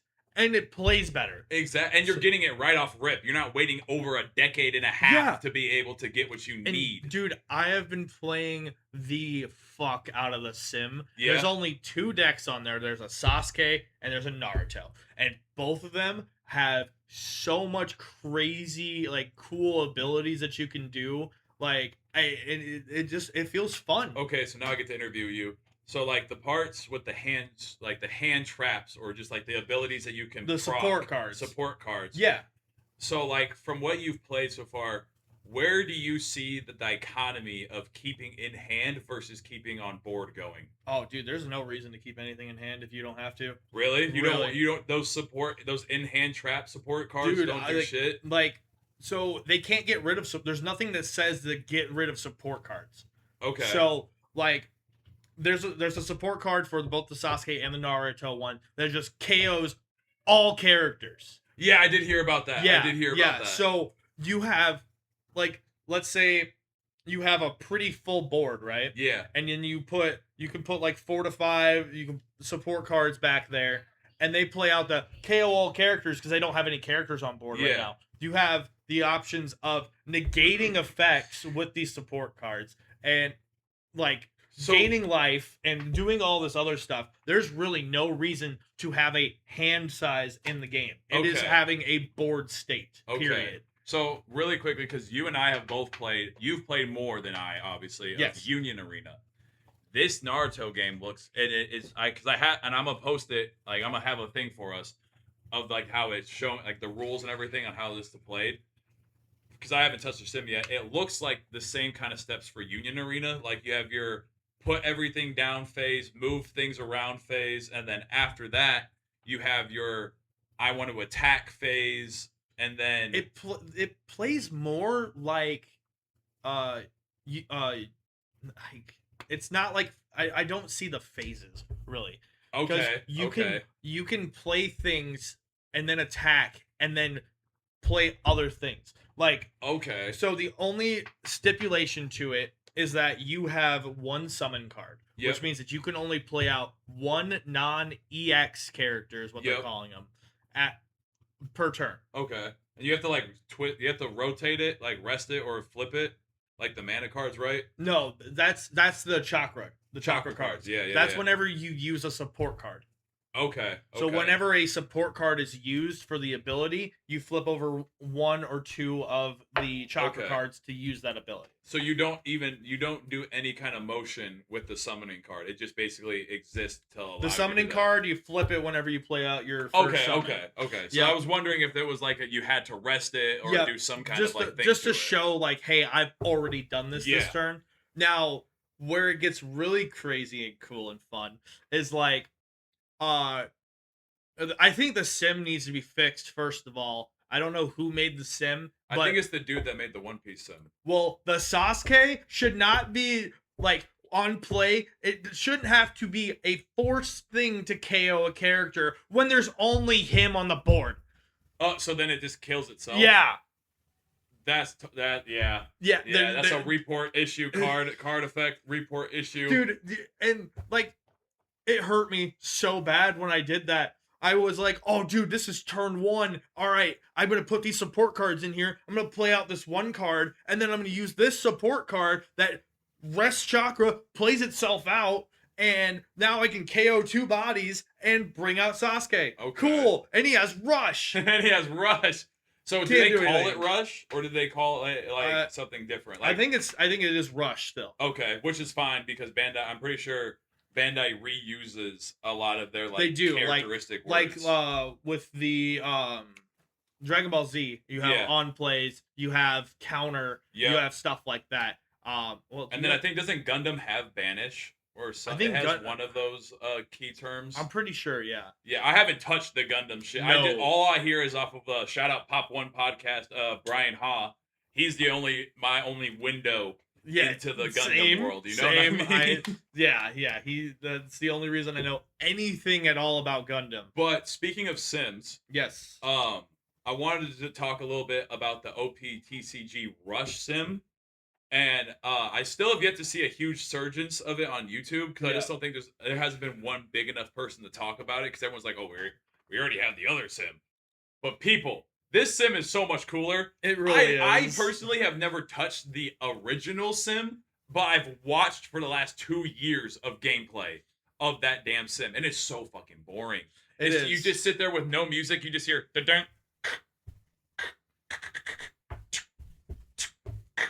Da-dunk. That's all. That's literally it. And it's like, okay, cool. You're mimicking the sounds of cards slapping shit or slapping together. No, but like, dude, the new one, it has background music that's not copyrighted, by the way. It has a AI mode now where you can and a starter deck map where you start off with the original red starter deck Luffy, and it goes through every starter deck that exists, and every time you beat the level, you get to keep the starter deck.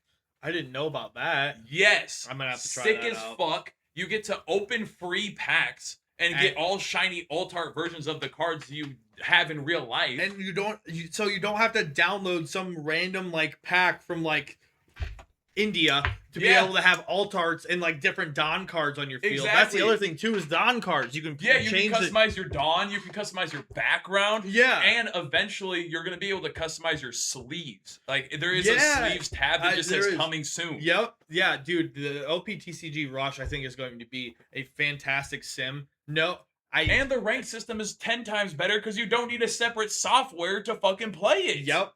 Like, I don't hate on the original. I still think I appreciate it, but Rush is so much better. And what the greatest part is for mobile players. Like people who don't have PCs, you don't have to sit there every other week and reinstall the shit. Like you Android motherfuckers are so lucky that you don't have to constantly re-download that sim, dude. Like every week I'm like, oh, you know what? I'm gonna play a little bit before work. And you need to re-download this. It's no longer here. It doesn't exist. Oh, fucking shit. Yeah, so then I'm like, well, now I'm 30 minutes early to work for no reason. Exactly. And even if you don't have to constantly re-download with the Android, you still, when the dude updates the sim, you'll have to uninstall, reinstall it. With OPTCG Rush, that dude is updating the damn site every hour of the day. Yeah.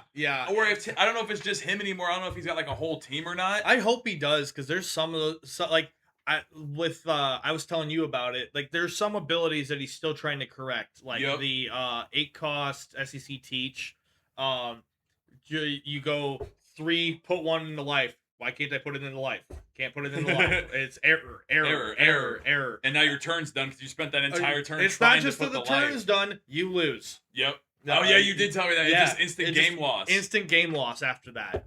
And there's been like problems, like for example, I've been playing a lot of Purple Sengoku on the sim, and I've teched in the 7 cost 7,000 power Zeph.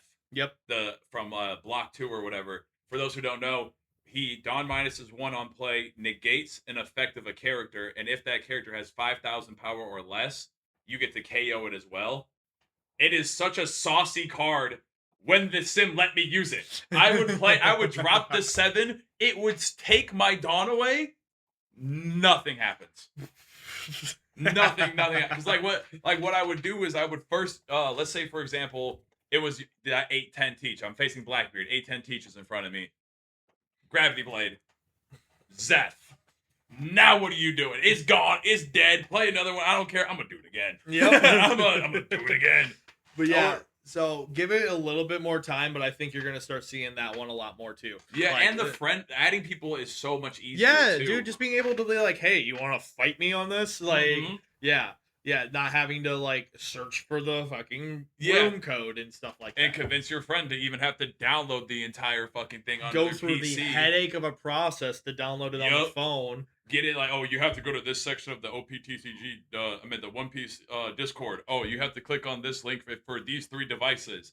Then follow this step. Then follow this step. Pray to God that it doesn't detect it as malware. And then, for this one, you go, all right, click Google, OPTCG Rush, boom, log in. And what's even better is the dude made it to where now, hold on. You have an app. Yeah, it's a freaking app on your damn phone. Yeah. Like, you don't even have to open the browser anymore. You just, boop, right there. And all the data instant transfers. It's not like you have to re-log in or anything like that. It's a super smooth process. Like, I am going to preach about this sim until it either dies or somehow, some shape or form, a better one comes out. But I highly doubt it. I don't think there will be. Oh, and something we also didn't talk about is they have animations. Oh, yeah. He's still they're getting better as the weeks progress in terms of actually triggering. Like, especially now, like, let's say, for example, you're playing Mono Black Teach. You want to use your leader, you use the leader ability, like, a flash will come across your screen with, like, the art moving of, like, the starter deck Teach. Yep. Sick as hell. It is. You pretty pop an sick. event, it makes the manga panel of the event move. Badass! Right? But yeah, I just wanted to sidetrack us for a quick millisecond because we were on the subject of the Naruto sim, and I want a lot of our people at the card show yesterday. I actually was putting on to that sim, and a lot of people who were new to the game or wanted to get into it, they didn't know how. I was telling them to go play that sim because of the AI mode. All right, sorry. He's like, I'm reading subject, making sure we're staying on topic. Caleb's Yeah. blabbing. No, you're good. Yeah, all right. Anyway, I did want to move on to the next couple things because I didn't realize it's already 7:10. Oh shit, yeah. Okay, Yeah. bet. We're good. So we have a couple of things here, like with the Bandai, the premium Bandai website. Oh yeah, that mess. So I wanted to talk about how we think that the first one, the Chinese third anniversary, is gonna do. What do we think about the Asabo Luffy? The other third anniversary set. The Navy. Oh, the Ace. Yeah. I know what you're talking about. And then how do we think? What do we think about the way that they're starting to do drops on there now? With like the secret emails and stuff yes, like that. Yeah. So I've been pretty lucky, and I've been getting a lot of the emails about it.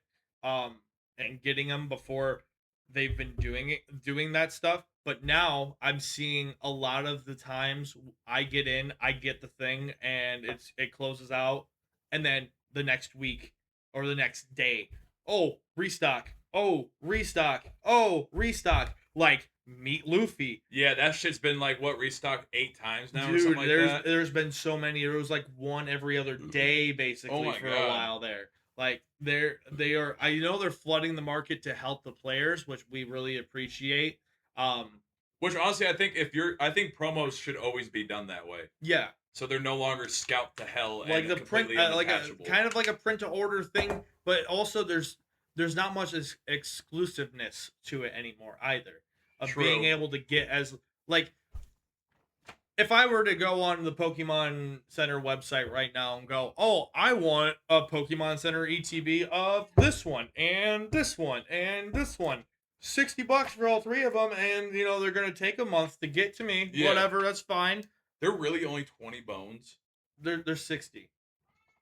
No, because you said 60 for all of them. So no. You meant like 60 per, yeah. Okay, I was about to say, I don't buy Pokemon, but I will buy Pokemon if they're 20 per. No, like, I have a collection sitting right there. You can see it. Yeah. Y'all can't see it. But I have a collection of Pokemon Center ETBs because of the exclusiveness. Yeah. And it makes me feel better about it. I don't like the fact that we're getting so many things that are being printed to the ground where I understand players need the stuff. Mm-hmm. I get that. However, there should be still somewhat of an exclusivity to like the collector for like the collector aspect of things. I know like they don't have like their Pokemon Center drops like that, but they have like the 3rd anniversary stuff, and you got all of the like the cool like they need to do. I think they need to do something similar to like a Pokemon Center drive, or it's like a premium Bandai stamp on the box or on the thing, and then you can go into, all right, well, here's the basic ones, right? Because then that would actually lower the price of your non-stamped booster boxes, or double packs, or whatever the case. Something to show like, hey, I this is a bigger collector item than just like me going to Target and finding a booster box on the shelf. Yeah, exactly. So like I'm a fan of the like the secret email, like, hey, you guys want some stuff? We got it right now. You just gotta pay $10.20 in shipping. We got it here. Do you want it? Like I like that. Yeah. But then next week, everyone else is just like, oh, take it all. See, it's all right. It's fine. I have a complete opposite opinion, actually. I want, with all of the promo crap that we've experienced from in America to Japan, I think promos should be completely just diluted as hell. Because hear me out, it's a promo, right? So I've always also been a firm believer that promos should never be game affecting. If it's a limited type of product, or a limited, like you have to show up to a physical location to get this card, it should not affect the meta of my card game just because someone lived closer to something where I had to fly to it. The girl promo. Yep. The law promo. The law promo. The coming soon. The 5-cost Miss All Sunday from the live action binder set. Oh wait, we're missing one. We're missing one too. That was going really crazy. The Garp, not the Garp. The Roger promo. The Roger promo. 2K Roger. Yeah, like that shit was like $15 for a common promo. Yeah, and I got 3 sealed packs still of that shit because our fucking locals was like, hey guys, here's a whole box of them still. Keep going. Oh, he's grabbing. But yeah, it's like there should never be a reason why these promo cards completely talking about these. Like there's no reason those should have ever reached that price, or they should have never affected the game at the level that they do. Unless they make the promos like how they used to, which was, that card right there caused people nightmares. Nightmares when UP Luffy was still trying to revive itself. This is the only opened one I have. The rest of them are all still sealed. And at one point, them bastards were like $15, $16 if you had all 5 in that bastard. Charge an extra $2 for the seal. You're paying $18, $17 for them things, dude. Ridiculous. Yeah. That's not even including the rest of the cards that are actually in it. Exactly. Like I seriously think that, okay, cool, you want to make promos that we can actually use in the game, then they should be diluted as shit. Like these ones were. Yeah. These ones made sense because like our locals, I probably have like 2 or 3 playsets of this stuff. Exactly. That's fucking like 48 cards. Yeah. Like there should be specific ones where if it is game changing, it should be printed to the ground. However, I still feel like if it's not game changing or it's just an alt art, it should be a little bit more special. Yeah, I agree with you there. Okay. Like for example, I think promo cards should have no text. Make promo cards completely just art pieces. Like vanilla cards. Like what's that? The Elbaf Luffy. Yeah, the Elbaf Luffy that we're getting with the Lego one. Lego bordered. There's no text. Yeah. Everyone is still going batshit fucking crazy for it. Yeah, dude, I've seen so many posts of the Japanese one for like $100 because people are just trying to sell out of the card while it's still high because we're finally getting it in English. You used to be able to get that card for $25. Yeah. I beat myself up for like a week because I was telling myself I'll eventually just get it. It's super cheap. I'll just wait because I was only seeing them on eBay. I don't like buying off of eBay. Never do that. Don't be that guy. If if you think it's cheap, it's because it is cheap. Yeah. Get it while it's cheap. Definitely.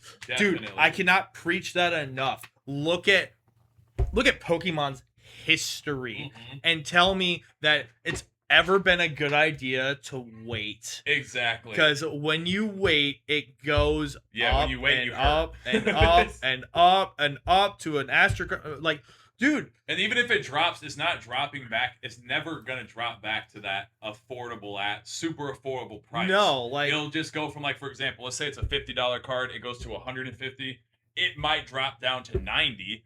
That's still potentially $40 more than you wanted to fucking spend on the card. That's never wait on if there's a card that you think is a good price from when it comes out. Know that most of these sets don't get reprints like we did with OP13 and EBO4. Dude, we were getting those motherfuckers like not it was EBO4 3. Yeah, EBO3. Yeah, we were getting those like there was a famine for it or something. Yeah, dude. and the market's still crazy on them. Yeah. It did affect booster boxes for a while. Were we almost saying the below 200s? I think the lowest we got on OP13 booster boxes were like 225. Yeah, which honestly still a very good price for an anniversary set. That would be a good one to keep sealed. Yep. Because if you could get one at that cheaper price, 4th anniversary is right around the corner. I mean. Yep. I mean, hey, if y'all want a free booster box. The Pop One podcast, once they hit 5K subscribers, they're giving one out for free. I just want to let you know I've been commenting on every fucking video, so they know my name. Well, yeah. So, but yeah, dude. I agree with game-changing promos. Yep, needing to be completely diluted. Yes, and I think that they need to just stick to the vanilla cards. Like, let it have counter. Yeah. Let it have its power and its cost. We know it's a One Piece card. Yep. But make it just like, don't give it text. You give it text, and people are gonna put way higher of a fucking price tag on it. And then we're gonna play it in Red Sanji, so it has no on-play effect. It still has Rush. No. Man, that'd be really the only deck that would ever benefit from that change. Exactly, and that deck's not going anywhere. No, but it just pisses me off because like, or it's like, okay, if they don't dilute the hell out of it, then they just need, for the time being of it being released, they need to do like a 20K supply, a 40K supply. Yeah. You know what I mean? Because it's not just people, like, we do it in the United States with Japan, with like Amazon Japan, Premium Bandai Japan. People from our country get their shit. We know what's happening with us. Right. You know what I mean? There's definitely European countries and Asian countries that are getting the English shit from our websites. Yep. So like, there's like, if you're gonna do these cool shit and you don't want to dilute it, at least when the shit gets released, have enough. Yeah. You know, make it to where everyone at least felt like they had a chance, not just, oh, it's only 10K. I'm not even gonna fucking try that shit, man. As soon as I even touch the website, it's gonna fucking crash. You know what I mean? But fucking everyone, make sure you're getting out to your op17 pre-releases to collect your Luffy promos in English. If you want to sell it instantly to the first dude that offers you $100 for it, I mean, you spent 30 to get it. That's a 70 up. So I mean, money now is better than ever. That's not even counting the altars that you might pull from your pre-release. Or your, we already know SRs with how One Piece has been the last fucking 7 months. SRs are now the new secrets. Yeah. You know what I mean? Secrets are the new alts. Yeah, I was about to say.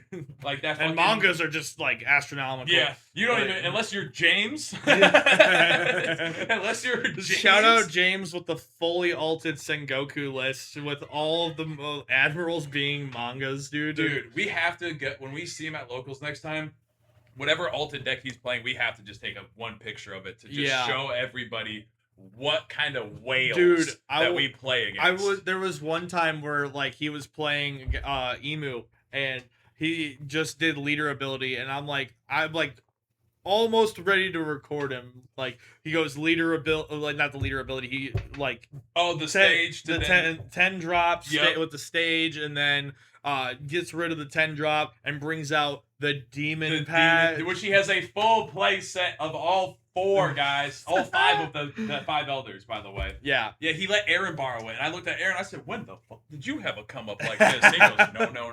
He points directly at James. He said, "I'm borrowing this." Dude. And for all my emu players out there, don't give up. Listen, even though I've been playing Sengoku like crazy and been playing Marco like crazy, I still hop on Emu and I still put GP Luffy to shame. I still am messing up Black Yellow Teach. I'm still kind of hurting Nami. It's a little bit of an uphill battle with all of her healing now, but essentially it's basically, as long as I am 10 eldering, against Nami, you basically need a 10 elder 4 times. Yeah. And then you beat her. Every other deck, you can get away with 2, maybe 3, and you win. You know what I mean? Yeah. Mihawk, go ahead. Rest my shit and freeze it. I don't care. I'm gonna kill it with my own leader ability and draw a card off of it. And I'm playing it again next turn. Yeah, that's fair. You know what I'm saying? And I will preach this card until we are out of a spammy meta. Saint Roswald, being able to just kill 2-3 costs or lesses, and then being able to trash him for your leader ability is just so good. It's just so good. It is pretty good. And that, like, how do you say his name? Most Joro? Like the MJ, whatever dude, the dude with the green hair that helped Shirahoshi when she got to the referee. I don't know, but you guys know who I'm talking about. But he has a card that reads, if you have only Celestial Dragons, you -4 across the entire board. Oh shit, okay. So now fuck with me. I have 6 Dawn. I just killed 2 7 costs. And I have another card I could trash next turn for my leader ability, dude. Yeah, but I don't think Emu's gonna be as strong anymore with the new No. the new Lin card that finally lets us KO stages. But any stage. It's any stage. That's the big thing, because we always had one that's like, oh, you can KO a 1-cost stage. Yeah. And then you have Emu when you're going against the mirror match. You have KO the KO the 7-cost stage. We just have a straight up KO stage. Yeah, which I'm really glad exists finally, because I was telling people, like, if we're gonna go OP stages, we need stage removal. Yeah. And at the time when I first was thinking about that, they're realistically, because I know there's, like Hunter just said, there's the Emu event, then there's the Lucy event, but that's both of those are literally only teched for one stage. You Yep. know what I mean? So technically we only had one, and that was like Brick Dragon Fist, which was a red event that cost 2, and you can also KO a 3,000 body on top of getting rid of a 1-cost stage. Yep. That shit was bread and butter in Marco. Let me tell you some shit, bro. V-Hawk, okay, your coffin boat. It's gone. It's Oh, gone. Blackbeard, you're full of lead. Even right now, I still kind of tech it in sometimes, because now with Rocks Yep. and his stage, Yep. shit, I'm out of here. Get that full lead out of here too. Dude, like, I'm at least happy. Like, I'm sad because my Emu is going to be less potent, but I'm happy that Bandai is not completely ignoring the amount of immense pressure and power that they're putting out with these new stages. Yeah. I'm excited that we're finally getting some stages that are actually feeling useful for once, because like I have personally yet to play a deck that has a stage. Okay. Like Now that I'm thinking about that, yeah, I don't think I have seen you touch a single deck that really requires it. No, like I couldn't find any useful. I mean, maybe in Purple Black Luffy with the Thousand Sunny stage, maybe. But even then, you already run so many bricks in that deck as it is. You don't really need to add any more to it. No, exactly. Yeah. So yeah. Stage is good. Stage removal better. Yes. Thank you for giving me a card in the lineup of, dude, Big Mom, Pirates, anything. My favorite. Yeah. Mainly because of Katakuri. I want to talk about something real quick. I'm so tired of Bandai giving all of these great treasure rares to other countries. Did you see the French treasure rare? I did. It's Katakuri eating a donut, dude. It's so It's so pretty. I don't usually buy foreign cards. However, I am getting a French treasure rare, and you can't stop me. It's all about the art, you know. It's realistically, what do you want? Do you want the art, or do you want to be able to have people read Charlotte Katakuri? You can still read Charlotte Katakuri. That's the funny part. You just can't read what he does. Yeah, and like that's another thing is like how me and my wife, we've talked about before. Like, who cares? Like, for example, I collect Japanese cards every now and again because their counterparts are ridiculously priced for no reason. You know what I mean? Yeah. And here's another thing is if I'm showing these cards off to people, it's the people who already know the card or at least the character. Yep. You know, I don't need it to say Portgas the Ace on there. Yeah. If you know who he is, I show you a picture of a card of him. You're like, that's Ace. Like, hey, where's the donut hole? Yeah. Shout out to your poor friend who got spoiled. Oh, dude. Just because of the damn double pack Dawn. Dude, yeah. That shit, when she's like, that shit, I was I'm like, going through hell? Impel Down right now. I'm like, oh boy, that's a great time to not open OP16 double packs. OP16, dude. The OP16 double packs will spoil it for you if you pull the right Dawn card. And speaking of spoilers, like a lot of people, I thought initially I was mad about the spoil of Rox D. Sebek in terms of just like the character. Like you said, in the anime, we know of him in an extent. Sengoku talks about him one time. Yep. And it's a tiny little story. I just got that story. That's why I posted in the Discord. I'm like, guys, I think it's awesome that I just found out about Rox, and now here he is. Like, but even then, that story he's telling isn't like something he lived through or like he experienced. That was just rumors around Navy HQ through him growing up. Yeah, these are banned from history type ordeals that like nobody talks about. And I just gotta say, Garp's a badass. Yeah, because I know you haven't reached it yet, but when you get to the flashbacks of the God Valley incident, you'll kind of switch your opinion a tiny bit on Garp, just a little bit. People who know. No, don't spoil it for Hunter in the comments. Yeah, please don't. But I still am Team Garp till even after that. So just know it's not like completely game-ending popularity for Garp. It was just like, really, Garp? Speaking of Garp, I want another Garp deck. Yeah. I didn't get to play Garp. I thought, genuinely, between you and me, I thought that's what we were going to get. I thought with the whole Kuzan starter deck being released first, before we found out what the blue leader was, we're talking about this set being the world's strongest. Garp is the literal hero of the Navy. How fucking much stronger can you be than that? Yeah, exactly. We already have all these blue Navy cards that exist. You know what I mean? Like, that was my biggest disdain about Rocks, was genuinely felt like the community just whined enough and Bandai said, okay, here's your applesauce. I don't care if you haven't had breakfast yet or it's 10 o'clock at night yet. You know what I mean? But also, I'm glad it wasn't Frankie. Because genuinely, I think a mono blue Frankie would not have made sense. No.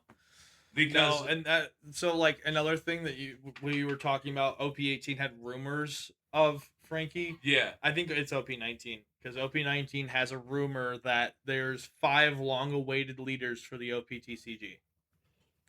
Okay, I did see something about that. So, but I'm pretty sure in OP18's like the distributor's description they got, it literally says something along the lines of like, we're finally gonna get that leader that everyone's been wanting or everyone's been waiting for. I don't remember the exact text, but it was something along those lines of like, we will be getting a leader that we have been begging for. And who is that? Frankie! it's going to be one of those. It's going to be a new Foxy. It's going to be a waifu. It probably will be. It will, because like, if you really think about it, this set, OP16, we didn't get a waifu card, like a waifu leader, did we? No. OP15... We didn't also, did we? No, we haven't had a waifu leader in 3 sets. Yeah. 14 was the last one being Boa. Yep, Boa was the last one. Yeah, because it's... Well, oh, wait, no. Rebecca in 15. Yamato in 16. Yeah, but is Yamato a waifu? Because they identify as a bro. And is a bro a waifu, or is that like a bro... We just call her a brofu? A brofu, I guess? I don't know. Add it to the Urban Dictionary, brofu. I don't know. And just insert a GIF or a picture of Yamato's face, and then that's the only definition right there. Yeah, I don't know. I don't know. Yamato was the only like. I don't know, dude. All of Land of Wano really confused me, dude. Like, I know. I feel bad for all the people who don't watch the anime that play the card game because they're sitting here looking at some of these characters like Kikunojo. Yeah, they're like, what the fuck? Dude, I felt bad for Sanji in the anime. I just got through some of that stuff, so he hasn't seen him for the second her for the second time yet, since we found out about that, but like, you know what's an encounter they should have given us because it would have been really funny? Sanji and Isho. Because, bro, because I ain't gonna lie to you, it had been so long since I had watched the anime when I first got back into the TCG that I forgot who Isho was. So I was just like, who's this, Izo? Izo. Yeah, not Isho. I was about to say, you don't know who Isho is? No, but Izo. Because, like, he's a cross-dresser. I think it's, like, because, like, canonically he's, like, undercover or something like that in the Land of Wano. He was with Kikunojo. Yeah. It wasn't, weren't they, like, siblings? Or something? I don't know. Shit. I can't, dude. There's so much One Piece. I'm going through it right now, so like, I'm sorry for the spoilers. I'm gonna put a spoiler warning here. Also, though, low key, the show came out in 1998. The manga came out in 1996 or something like that. Yeah. Genuinely, if you were on this channel and you don't know anything about One Piece, I'm sorry, bro. Like, I don't know what to tell you. It's a One Piece channel. I'm still watching it, and I get it for some people. Yeah. However, like, what I'm spoiling is things that have been out for years already. Yeah, and like, probably shit most people have seen, like, on, like, think about it. If you have a TikTok, if you have an Instagram, if you have anything with short-form content, you're getting spoiled no matter what if you're in that anime space. Yeah, dude, it's been really unfortunate. Dude, Gear 5 Luffy was spoiled for me. Dude, so Gear 5 Luffy's been spoiled for me since before I even started watching. Like, I'm like, oh, I want to get into this TCG because like my buddy was telling me about it at work. Yeah. Oh, I want to play Luffy. Wait, why does Luffy have white hair? Purple, black Luffy. It's just Gear 5 right there. Yep. Just Dude, they took Gear 5. Dude, Gear 5 is their literal Pikachu. Fuck Chopper being the Pikachu of One Piece or Luffy himself even being it. No, just specifically Gear 5 Luffy Yeah. is the Pikachu of One Piece. That motherfucker is on everything now. Yeah. Holy shit. With that being the case, would Frankie be the Charizard? Frankie? Yeah. I think it would be Zoro. I think Yeah, Zoro holds Zoro's- the Charizard I will- title for sure. Yeah, definitely. Dude, oh my god. And then you could say Nami, Boa, and Robin are like your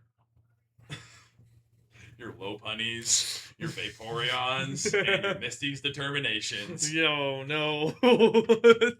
I'm sorry, if you're a collector of Misty's Determination, I need to have a one-on-one conversation with you to really dwell on your character, sir. 'Cause Yeah. What are we doing, Pokemon? What are we doing? Make her an adult at this point already if you're going to keep doing this weird-ass shit. Yes, Bro, I'm tired of it. seriously. I'm tired of it. Seriously. I'm tired of getting on fucking goddamn reels and being like, Market Watch of the week, this 13-year-old girl in a fucking short fucking sports bra swimming suit is over $1,000. What are we doing? That's why after every post I do now, I literally say at the end of it, and remember, Gooners be gone. I'm tired of it, dude. Why is the next EB set Heroines Part 2? Yeah. Huh? It's We all, don't need it. We just got our girl set, bro. Come on. Yeah. We need a bro set. Yep. We need a bro Yep. set. And make the Baki mangaka do all the art for the entire fucking set. Just throw it out to the max. But then you had fucking something on here about, let me see, because there was I wanted you to talk about.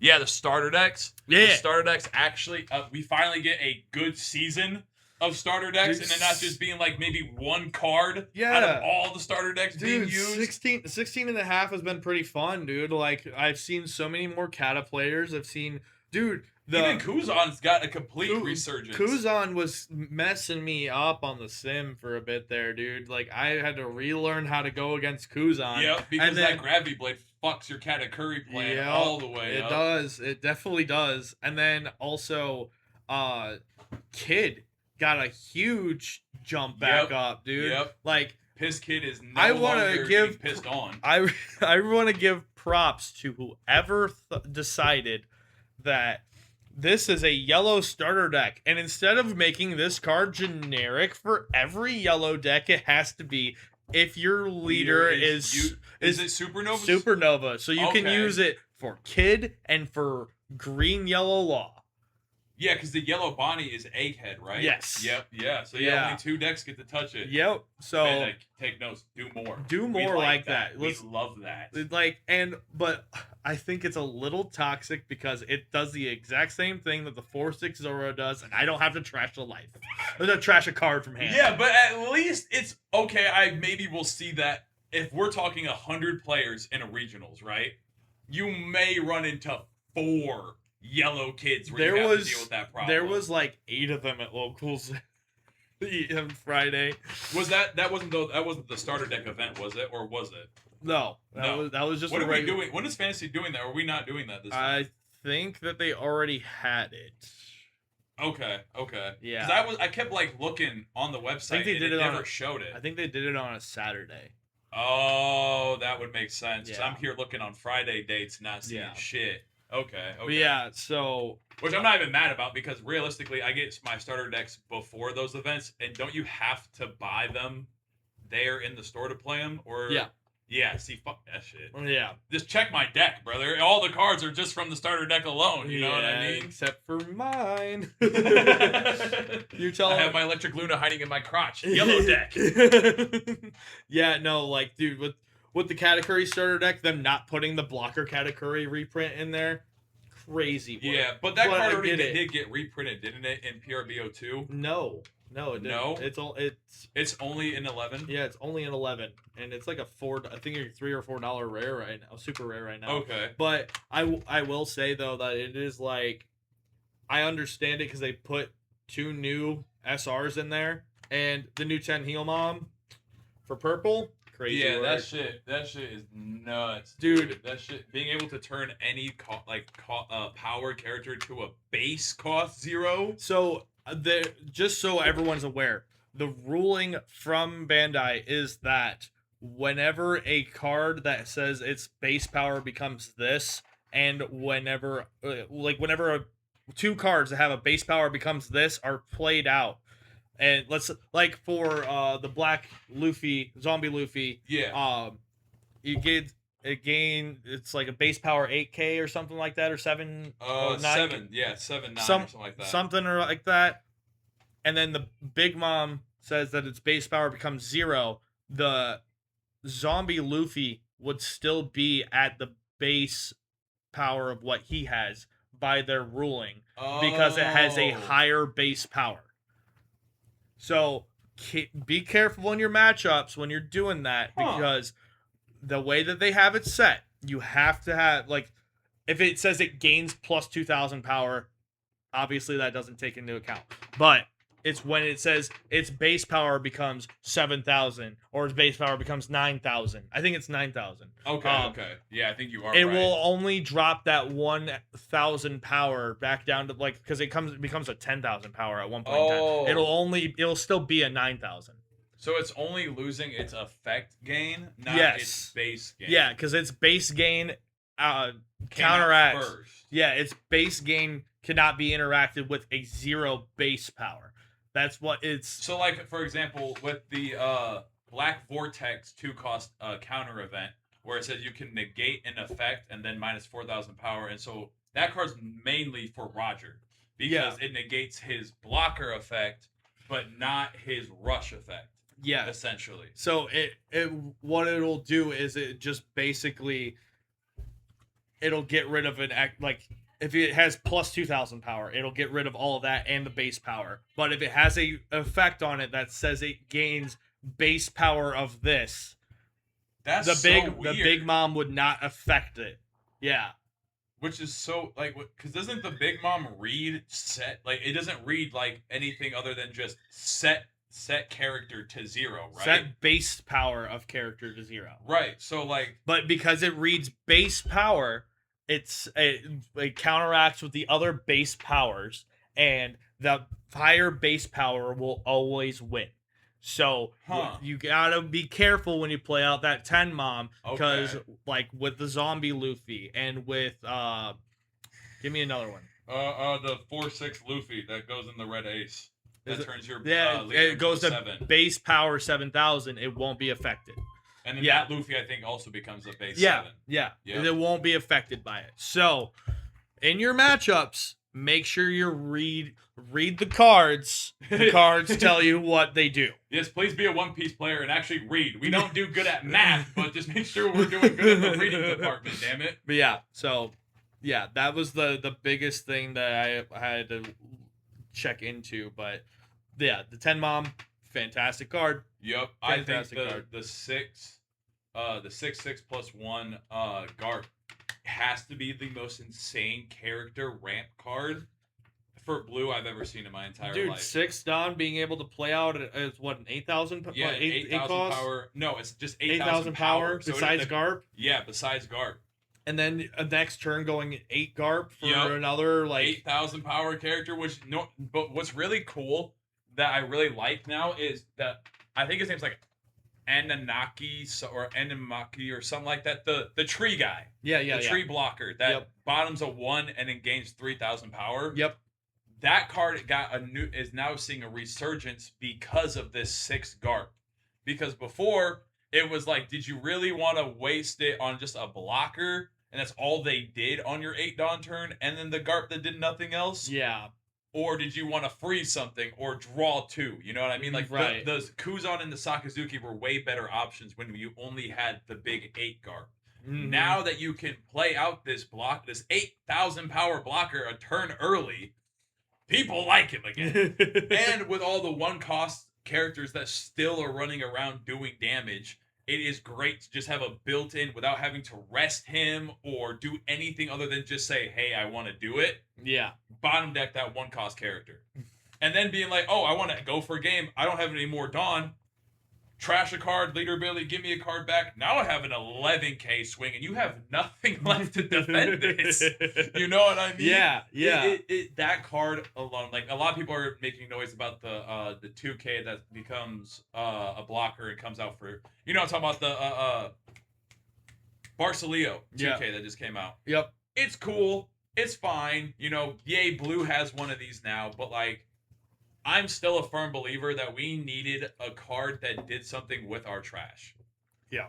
And I know that's like out of character. Some people will tell me that's super out of characteristic for blue. But in reality, in One Piece, do we even fucking go by themes anymore with our colors? Look at Panel.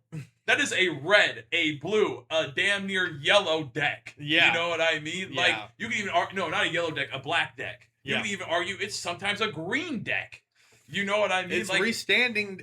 It's basically just restanding a Don. yeah, or freezing or resting one of your characters. It's freezing a character. It has and rush cards. It's got so much rush. It's got draw cards out. Every other card, it's Dawn -1, draw the card. Yeah. No card in that deck besides like any non-Sky Island cards are making sure you're going card neutral. Yep. Every time you place them. Yep. You know what I mean? Yep. We have what's another deck that plays outside of its color a lot? Emu. Emu plays out of its color a lot. It's more blue than it is black. It's damn near also a purple deck. It's ramping with stage. Yeah. Like, you're getting to play shit out for way cheaper and way faster. Yeah, but like we really need to stick with the colors of the game, though. Yeah, and like, why is red the only one that is forced to stay in its color? Dude, and I feel so bad for red because like red has a meta for like 2 seconds, and then people figure out how to make it stop, and then it's no longer an issue. Exactly, and then you know you get a salty taste in your mouth because the one dude at your local society to run red, and you were like, I'm not worried about red. Who's gonna play red tonight? Yeah. Oh, this guy with 5 rushers on the field right now, and I only have 1 card on the hand. You know what I mean? Yep. Like, I think, like, red definitely... I'm hoping within the next... From 17 to 20, I hope red gets a new life. I loved Marco. That is half red. But even then, that deck wanted to play more of, like, a blue play style. You know what I mean? Yeah.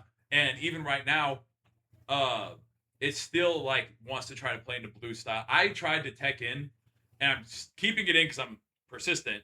But from the Ace Luffy starter deck, it's the 4/6 rush Ace. When attacking it, minus 1,000 power, and you have to rest a Dawn to give it rush. Yep. It is awesome because the 5/6 play off the top of your deck, Ace can play it. Because it doesn't say anything about it can't be an Ace card. It just has to be a 4-cost Whitebeard Pirates character card. Okay.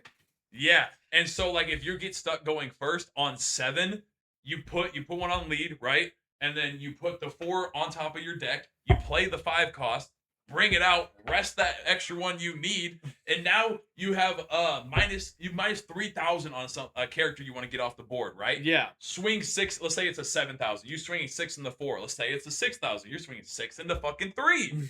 Are you really gonna give me 2 to 3 or maybe even 4 cards to save this bastard? You're not. No. You're not. And then if I can keep it alive next turn, I have already 2 base 6 swings in your face. And one of them is minusing another 1,000 again. You know what I mean? Yeah. Like, red can be so...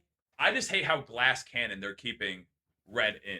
Yeah. You know what I mean? Like, every other color got stuck in their box for a while, but now it feels like all the other colors are dipping into each other's pool, and then red's just left on the other side of the guys, fence. I'm still here. He's like, hey, I hear a party. Is there anyone over here? No. And then they just like kick him like as far off the balcony as they can, and yeah. laugh at him as he's falling into the pool. Like, what the heck? I just wanted to hang out, man.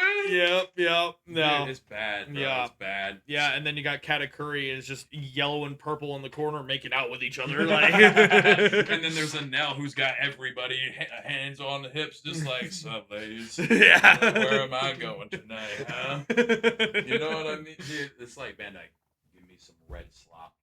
Give me card draw. They did good with the Sanji. They did. They did good. They finally gave us a red card that gives us hand neutral. And rush. And rush. And let me tell you right now, turn 4 for any red Straw Hat deck is game over for you. I swear to God, it's Flooding game that board. over. It's like, okay, guess what? On 4, I'm going to play OP12, Rayleigh Luffy that plays at a 3,000 body. Oh, guess what's coincidentally a 3,000 power? This 5-3 Sanji gets 2 Dawn, it's Rush, and then it plays a 6,000 power character. And then you go with, I think it's, what is it? The ST21 Rush Luffy that gives Arrested Dawn when attacking. So then with 2, and then I forgot the OP12 Sanji gives, not Sanji, Luffy gives Arrested Dawn 2. Because then if there's 2 Rested Dawn attached to something, the whole board gets a plus 1,000 or some shit like that, or it gets plus 6,000. I think it is plus 2k, and then it also doesn't it have an on play to play something else out? Yeah, that's where you play out that Sanji. Yeah, and then the Sanji plays out the Rush Luffy. The Rush Luffy gives a Dawn to Sanji. The first or you get, if you're playing the red Luffy starter deck, like you go that one to give the 1 Dawn to leader, and then the leader can go give 2 Dawn to him to the Sanji, and then make him swing. But that's where it's just like Sabo's better. Yep, Sabo's better because it gets +1 across the whole board and himself. Yeah, and you're doing that way sooner now. Yeah, like I feel bad for all the OG Sabo players who have been just waiting for their better cards to come in. Dude, and okay, the starter deck ruined it. It did. It said, hey, your game plan, fuck that shit. Change it completely. Yeah. They can't reprint the SEC blocker because it's an SEC. Yep. They can't. They gave you 2 new SRs that change your game plan. Yeah, completely. I think they kind of shot themselves in the foot a little bit, announcing that every starter deck will be introducing brand new game mechanic cards. Some starter decks should just be reprints. Yeah. Give us the ability to finally have access to cards that would make our deck better. I don't care if you're telling me right now I'm a purple Katakuri player and OP11 is nowhere to be fucking found, and I don't want to pay $20 after shipping for a fucking playset of this shit because that just seems dumb. I'm one deck that plays this card. I should have to spend that amount. No. Fucking, you're telling me this next deck I don't even get the most important card of the fucking deck? Yeah. Like, I didn't go, obviously, to the starter deck event, but I genuinely feel like anyone who played the Katakuri deck, in their head the whole time, if only I had the blocker. Like, where's my 8-cost blocker? Yeah, dude, what was it? It was the Big Mom and then the other Katakuri. Fuck the other Katakuri. We genuinely did not. I feel like it wasn't that big of a need. He's good. He's ramping. When you leader ability, he ramps, and then you can use a Dawn for free and still be neutral and Dawn. Okay. I don't know it all that well. I'm just going from outsider point of view. Dude, but pairing him with the 3-cost pudding as well, you're ramping 3 Well, that's Dawn what I'm saying. The 3-cost pudding already exists. Like, yes, the Katakuri is obviously a way better version of that card. Yes. But for just in terms of helping new players get to actually play their deck properly, they could have skipped out on this 5/7 thrown in the blocker. No. Hunter's obsessed with this. He's like, that's my favorite card, Caleb. There's 4 of them bitches on the field. Dude, I dare you to swing in the board and 8,000 Katakuri blocker come out. See, I just Ben Beckman. I don't care. I love Ben Beckman. Listen, if you're a red player, you know how much Ben Beckman is just the most slept-on red card in all of existence. The fact that it says, and the only reason why it's great is because it says trash. Yep. And it's a 6,000. It's getting rid of all of the on KO abilities. Yep. Get rid of that 7-cost Robin so I don't take 1 damage. Marco, it feels so great on 8. Yes, please. On 7, play your curve. Play that Robin. I don't care. You just heal 2 life. You think you're gonna swing with it or take my life with it, bitch? No! Nope. 1 Dawn lead, Ben Beckman. And then next turn, guess what? 8-10 minus 6,000. Yeah. Well, that is everything that I had basically on this. Okay. For these last couple of weeks that we've missed. We know this is a longer podcast, and it's kind of When you watch our podcast, you're gonna know, like, me and him just bounce off of each other whenever we get to this point. Like, Yep. you know, At this point, we go off the list, and it's just shit that we've heard about that we think neither of us have heard about. Like, for example, the task force. We did talk a little bit about it yesterday off camera, but if y'all don't know, Japan is releasing a task force dealing with scalpers and TCG thieves. What are we doing? Like, what did I say?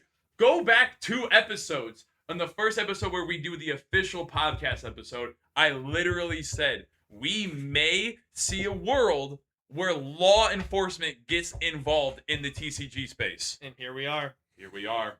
Call me Katakuri. I have advanced observation hockey. I see the future. See the future. I just put all of my hockey into my fucking eyeballs. That's why I wear glasses. I'm like a Tachi treatment. I'm giving myself cancer just from doing this shit. Yeah. But also, like, for another thing too, the fact that we're not going to get another Shonen Jump promo for who knows how long because of what they did with the Meat Luffy. Yep. And I heard from other sources, like how I told you the other day, there was a manga, like a final chapter of some manga out there that was like heavily anticipated, heavily waited on, and it's like a major popular manga out there. Not one fan could really enjoy it because every fucking scalper was just like, give me 12 of these motherfuckers. Scissors, snip, snip, snip, book, trash bin. Book in the river. Book on a homeless person. Yep. Book wiping my ass with the fucking paper. You know what I mean? And so then Bandai and Shonen Jump are just like, yeah, no, fuck you guys. Yep. We don't need the card in here to make money. We've been doing this for 29 years pretty damn successfully. Yeah. Even without the cards in there. And that part sucks. Yeah. You know, because like it obviously it's not necessary, but it's a cool little, it's like when you go to fucking McDonald's and you're a kid. You get a Happy Meal. You get the toy. You get the toy. You get the thing, you know? Get the thing that makes you smile. It's like, yeah, cool, I got food. Yeah, cool, I got reading material. But now I get a toy or a shiny card that I get to play with or showcase, you know? Yeah. But because you motherfuckers are greedy like in the Bible, we don't get that no more. So, like, dude, like, I'm telling y'all, be careful. Don't get beat the fuck up over cardboard. Don't get angry over cardboard. If you have the opportunity to make money on cardboard, make the money on it. There ain't no reason you should look at a card in your hand that's worth $1,000 and think to yourself, I don't need $1,000. Whatever. And then next week you look, it's a $200 card. And also, stay the fuck off the goon and shit. We need to make a petition together as a One Piece community. No more heroin sets. Chill out. Put the bitches in some regular clothes. So one day I can let my son play these card games. Yeah. All right, that's my final bit. Hunter, you have anything else you want to add before we get off? Nah, not really. Just keep enjoying the game. Keep enjoying the game. Keep your eye out for any new introductions about the Naruto TCG, and then we'll see where the meta goes for op17. Might see some decks be revived. Might not. Yep. Also, we forgot to talk about it really quickly because we've been saving this for this podcast. Really fast, what are your opinion on the 3 new rarity cards? Just in general, not any specific character. Love them. Love them all. All three rarities? All 3 rarities are fantastic, and anyone who says anything about the Baki one can fight me. So I have one negative thing, and that is about the new SPs that we got. Not the hockey SPs, but the other SPs. The gold ones? Yes. To me, they just look so like, you ever heard of like there's like the term too much? It's like, I can't remember what it is. Like basically too much is too much. You know what I mean? Like trying to make a card look cooler and cooler eventually is not going to make it look cool anymore. Yeah. That's the energy I get off those new SPs. Like the Luffy is like literally whatever to me. I don't get why they had to choose the weird, like, you see like where his other hand is. It's just like oddly sitting over his belly. Yeah. What are we doing? What are we doing? The only one that remotely kind of looks like super cool to me, and just based off of how I'm imagining the foiling's going to be, is the Buggy. Because Buggy's already an over-eccentric fucking character, and I feel like just off of the videos I was seeing of the Buggy card, it looks beautiful. The Blackbeard one looks cool. I just wish they chose a different Blackbeard card. Dude, I was upset when I saw all of them was a 7 cost Luffy, 7 cost Buggy, Blackbeard. 7 cost Blackbeard, 10 cost Shanks. Because there's no 7-cost Shanks that exists. There is. Is there? There's a green 7-cost Oh, Shanks East yeah! Blue. Why we ruined it? We ruined it with True, that one. true. But I think that's because they're staying on homage with like all the other sets that they've had these new four emperors in. Yeah, like every Shanks new rarity card has been a red Shanks card. Yeah. So for them to swap up last second and it'd be green, I wouldn't have been mad about it, but I understand why they're sticking the to 7-cost Shanks is green. No, that's what I'm saying. Like if Yeah. they would have went with the like to stay on like the 777, I wouldn't have been mad if they did that, but I understand why they kept it the red Shanks because all of its predecessors are still red Shanks. No, it's 10. It's the new 10 Shanks. It's the new green 10 Shanks. Is it 10 green? Yeah. Oh shit. Never mind. But I don't know. I just think they're gonna be people are already obsessed as fuck with them and drooling and salivating over them. Me personally, I just think they oversaturated. I think the hockey ones are gonna be the ones that Beautiful. people want to collect, and those other ones, they're gonna be high priced. I just think they're not gonna look that cool or pretty. Like it's gonna be too much on a card. Well, you know what? We'll find out in about 2 weeks when I pull one at a pre-release. Yeah, and we'll find out what the pirate crew mangas look like when I get my Rocksteez Beck one. Which is also kind of crazy that they made that. How are you just gonna drop the whole crew on us, bro? I don't even care about giving us the leader anymore, but you're just gonna spoil every member of the fucking crew? And like another thing is, really, Rocks, not Whitebeard? Arguably a way more famous and popular fucking crew at this point? Yeah. I'm just saying. Yeah. They could have made No, you're right, dude. But peace out, guys. Thank you for watching. Hopefully, I'll get this shit out in the next 2 days of recording, as today is Sunday. So hopefully, yeah, like I said, Monday, Tuesday, you'll hear from us on the channel. Yep. And just stay tuned. We're going to try to do some more videos here. We had to take a little bit of a break, but for the most part, we're back, baby. yeah, we back. So make sure to like, comment, subscribe. Let us know if we're doing good. Let us know what we need to change. Let us know what you want us to talk about. And yeah. Yep. Catch y'all later. Peace. Oh.